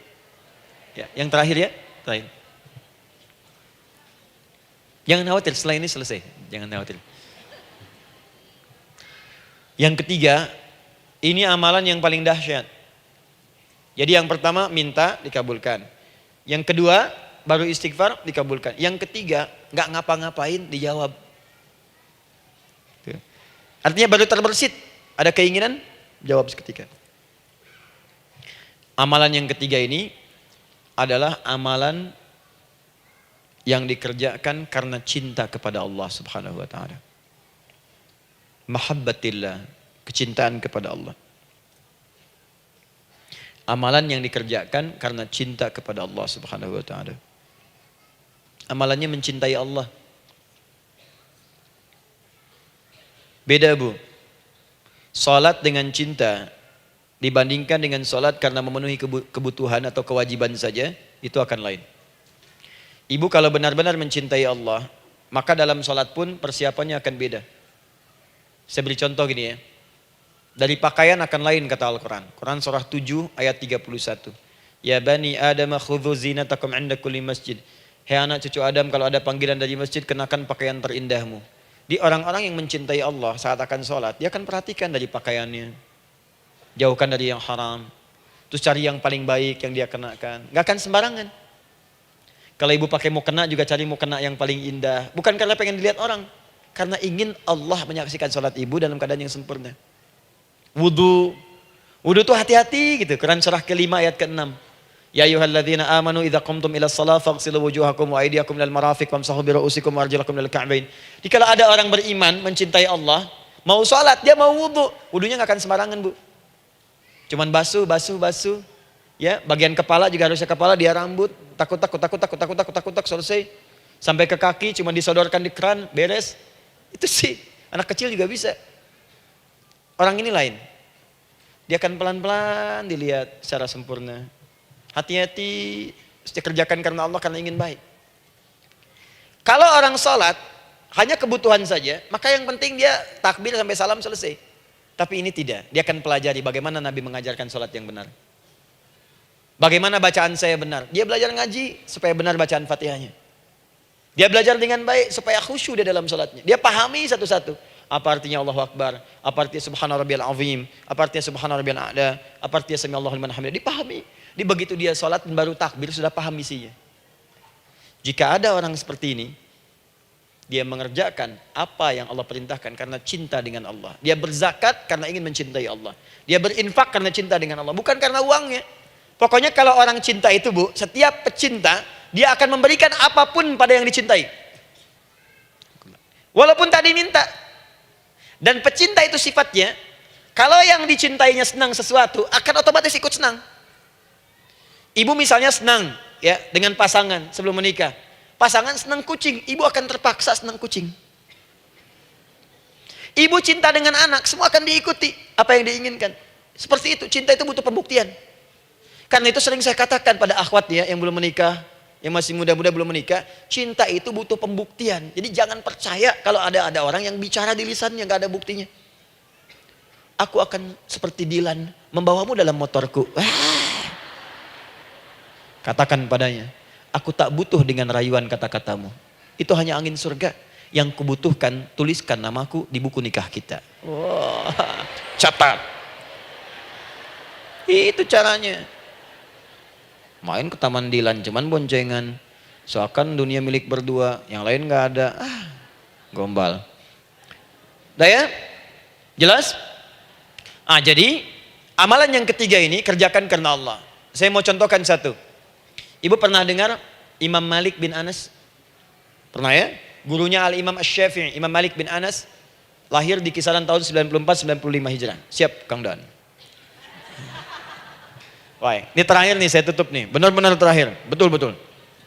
10 menit lagi kalau ada nanti tanya jawab, sedikit. Imam Malik ini, Bu, itu Masya Allah. Saking cinta pada Allah dan Rasul, itu tidak pernah, jangankan sholat. Dalam beliau memberikan fatwa pun, akan mencari pakaian yang paling bagus. Paling indah. Dan beliau menjaga adab dalam menyampaikan kalimat Nabi pun, itu luar biasa. Sampai satu kali pernah pakai jubah bagus, indah, ada lebah menyengat di kepalanya, sedang menyampaikan hadis, saking hormatnya terhadap hadis Nabi, lebah itu dibiarkan menyengatnya. Enggak mau memutus kalimat Nabi, hadis Nabi, hanya untuk mengusir lebah, dibiarkan sampai tersengat. Apa yang Allah berikan kepada beliau? Allahu Akbar. Satu kali, singkat, berdiskusi dengan muridnya Al-Imam Asy-Syafi'i. Kata Al-Imam Asy-Syafi'i, ya guru, setahu saya rizki itu dicari dulu, baru dikasih. Imam Malik lebih tinggi ilmunya pada saat itu. Beliau tahu ada 8 jenis rizki. Ya Syafi'i, ada rizki yang tidak perlu dicari, Allah berikan. Wah, berdebat tuh, sampai berpisah. Setelah itu, secara singkat, Imam Asy-Syafi'i lewat di kebun anggur sedang panen anggur besar. Tiba-tiba tergerak untuk membantu, datang ke situ bantu. Begitu selesai dikasih hadiah anggur banyak, besar-besar, indah, enak, gitu kan. Ketika diberi itu langsung senang beliau. Bukan karena anggurnya, karena merasa pendapatnya benar. Jadi begitu bekerja baru dapat, dibawalah anggur ini diberikan pada gurunya. Perhatikan adabnya terhadap guru. Kalau ibu adabnya bagus pada guru, keberkahan dapat, ilmunya pun menghunjam di jiwa. Imam Syafi'i nggak merasa benar, tapi memberikan sebuah jawaban dengan adab. Guru, tadi itu ada panen anggur, saya mencoba membantu. Begitu saya bantu, dikasih anggur, dikencangkan kalimatnya. Begitu saya bantu, dikasih. Dibantu dulu, baru dikasih. Kalau saya nggak bantu, saya nggak dikasih. Apa jawab Imam Malik? Imam Malik tersenyum, tertawa. Tabassama dhahika. Masya Allah, Syafi'i, bahasa kita. Tadi itu saya keluar, mau ngajar. Siang-siang terik begini, saya kepikiran, ya Allah, kalau makan anggur yang enak-enak, enak banget sekarang ini. Ada anggur sekarang. Tuh. Murid berikhtiar, guru mendapatkan hasil. Setelah itu Asy-Syafi'i naik dan jadi bintang di zamannya, sampai kekinian pun luar biasa. Dan mendapatkan barakah gurunya, seperti gurunya dapatkan, muridnya pun meraihnya. Itulah 3 cara bagi kita untuk bermohon kepada Allah. Jika ingin dipercepat oleh Allah, bisa lewat salat, bisa lewat istighfar, bisa juga dengan menciptakan amalan-amalan, atau mengikuti amalan-amalan yang dicintakan atau ditujukan untuk mencintai Allah Subhanahu wa taala. Ibu bisa paham ini? Baik. Kemudian berdoa. Tapi yang jadi masalah, Ustadz, ketika berdoa kok belum dikabulkan juga? Apa ciri doa dikabulkan? Seperti apa kita tahu doa kita dikabulkan? Itu mungkin kita bahas di episode yang berbeda insyaallah. Alhamdulillahi rabbil alamin. Ar-Rahmanir Rahim. Maliki yaumiddin. Iyyaka na'budu wa iyyaka nasta'in. Ihdinas siratal mustaqim. Siratal ladzina an'amta 'alaihim ghairil maghdubi 'alaihim waladdallin. Allahumma nahmaduka hamdan syakirin, hamdan na'imin, hamdan yuwafi ni'amahu wa yukafi'u mazidah. Ya Rabbana lakal hamdu wa lakal syukru kama yanbaghi li jalali wajhikal karim wa li 'azimi sultanik. Allahumma salli wa sallim barik ala rasulikal karim, nabiyyikal amin, sayyidina Muhammadin wa ala alihi wa sahbihi wa ummatihi ila yaumiddin. Allahumma rabbana ya al-ghafur rahim, la tada' lana fi maqamina hadha fi kulli maqamin dhanban illa ghafartah. Duhai Allah, kami bermohon kepadamu, Engkau yang maha pengampun, Engkau yang maha penghapus segala dosa. Kami mengakui kami berbuat salah, kami mengakui banyak dosa kami kumpulkan. Maka kami mohon kepadamu ya Allah, jangan biarkan ada satu orang pun berada di sekitaran majlis ta'lim ini, kecuali sebelum ia pulang Engkau telah ampuni segala dosa-dosanya. Engkau telah gugurkan dan hapuskan segala dosa-dosanya. Wala hamman illa farajtah. Ya Allah, jika ada satu orang pun di antara jamaah saat ini yang merasakan kegelisahan dalam hatinya, jangan biarkan dia meninggalkan area majlis ta'lim ini kecuali Engkau telah tenangkan keadaan hatinya. Allahumma wala maridan illa syafaitah. Jika ada di antara kami yang tengah Engkau uji dengan penyakit seberat apapun, maka mohon angkat dan sembuhkan segala penyakitnya. Allahumma wala dainan illa qadaitah. Ya Allah, jika ada di antara kami yang berat hidupnya karena lilitan utang piutang, terjebak riba dan sejenisnya, maka mohon ya Allah dengan keikhlasan amalannya, mohon angkat dan berikan rizki terlimpah kepada yang untuk melunasi utang-utang dan terbebas dari lilitan riba dan semacamnya. Allahumma ya arhamar rahimin. Allahumma tubna ilaika min kullil ma'asi. Ya Allah, kami ingin memperbaiki diri kami. Kami bertobat dari segala maksiat yang pernah kami kerjakan. Allahumma asli ahwalana ma yuqarribuna ila ridhak. Ya Allah, kami bermohon kepadamu, mulai hari ini, mohon bimbing kami untuk memperbaiki diri, supaya kami bisa lebih dekat denganmu ya Allah. Allahumma asli azwajana. Ya Allah, kami mohon sayangi dan perbaiki ya Allah akhlak suami-suami kami. Ya Allah, mohon bimbing suami-suami kami jadi suami yang baik, membimbing keluarga menjadi keluarga yang saleh. Allahumma ya Allah, Allahumma arsyad wa aslih ya Allah azwajana, zawjatina. Ya Allah, demikian dengan istri-istri kami ya Allah. Jadikan mereka perempuan-perempuan yang salihah, bimbing menjadi ibu-ibu yang baik. Allahumma abnana, auladana, dzurriyyatina. Allahumma aslih lahum ya arhamar rahimin yakunu salihin, liyakunu su'ada fid dunya wal akhirah. Ya Allah, anak-anak kami, cucu-cucu kami khawatir berpisah dengan mereka di akhirat nanti. Kami mohon ya Allah, jika memang ada maksiat yang mereka kerjakan karena dosa-dosa kami mohon ampun ya Allah. Perbaiki anak-anak kami, bimbing cucu-cucu kami ya Allah. Jadikan mereka anak-anak saleh, anak-anak yang bisa memberikan mahkota kepada kami di akhirat ya arhamar rahimin. Kami malu dengan anak orang lain yang telah hafal Al-Quran. Kami malu dengan anak orang lain yang telah mampu tahajud. Kami malu dengan anak orang lain yang telah bisa membaca Al-Quran dengan baik. Sedangkan anak kami masih sibuk dengan dunia ya Allah. Kami takut bila wafat tidak bisa memberikan petunjuk kepada mereka dengan izin-Mu. Allahumma ya arhamar rahimin. Allahumma idza kana hunalika baqiyati ayyamina faj'al baqiyata ayyamina ya Allah hayatan thayyibah. Duhai Allah, kami bermohon kepadamu, jika memang terbentang masa kehidupan bagi kami sampai dengan hari esok, maka mohon jadikan sisa-sisa hidup kami lebih baik daripada hari-hari yang sebelumnya. Wa idza kana hadzal yaum min akhir ayyamina faj'al ya Allah hadzal yaum husnal khatimah. Ya Allah, kami mohon jika memang hari ini adalah hari terakhir kami hidup dan harus kembali kepadamu untuk wafat, mohon jadikan di hari ini kami husnul khatimah. Allahumma qawwi lisanana ila kulli kalimat at-tauhid la ilaha illallah Muhammadur Rasulullah. Ya Allah, kami mohon jika kelak kami akan wafat, ringankan lisan kami untuk mengucapkan kalimat tauhid la ilaha illallah Muhammadur Rasulullah. Wa ajib kalimatan bi qaulika ya ayyatuhan nafsul mutmainnah irji'i ila rabbika radiyatan mardiyah fadkhuli fi ibadi wadkhuli jannati. Ya Allah, kami mohon kelak nanti dalam sakaratul maut nanti, jika kami bermohon kepadamu dengan kalimat tauhid la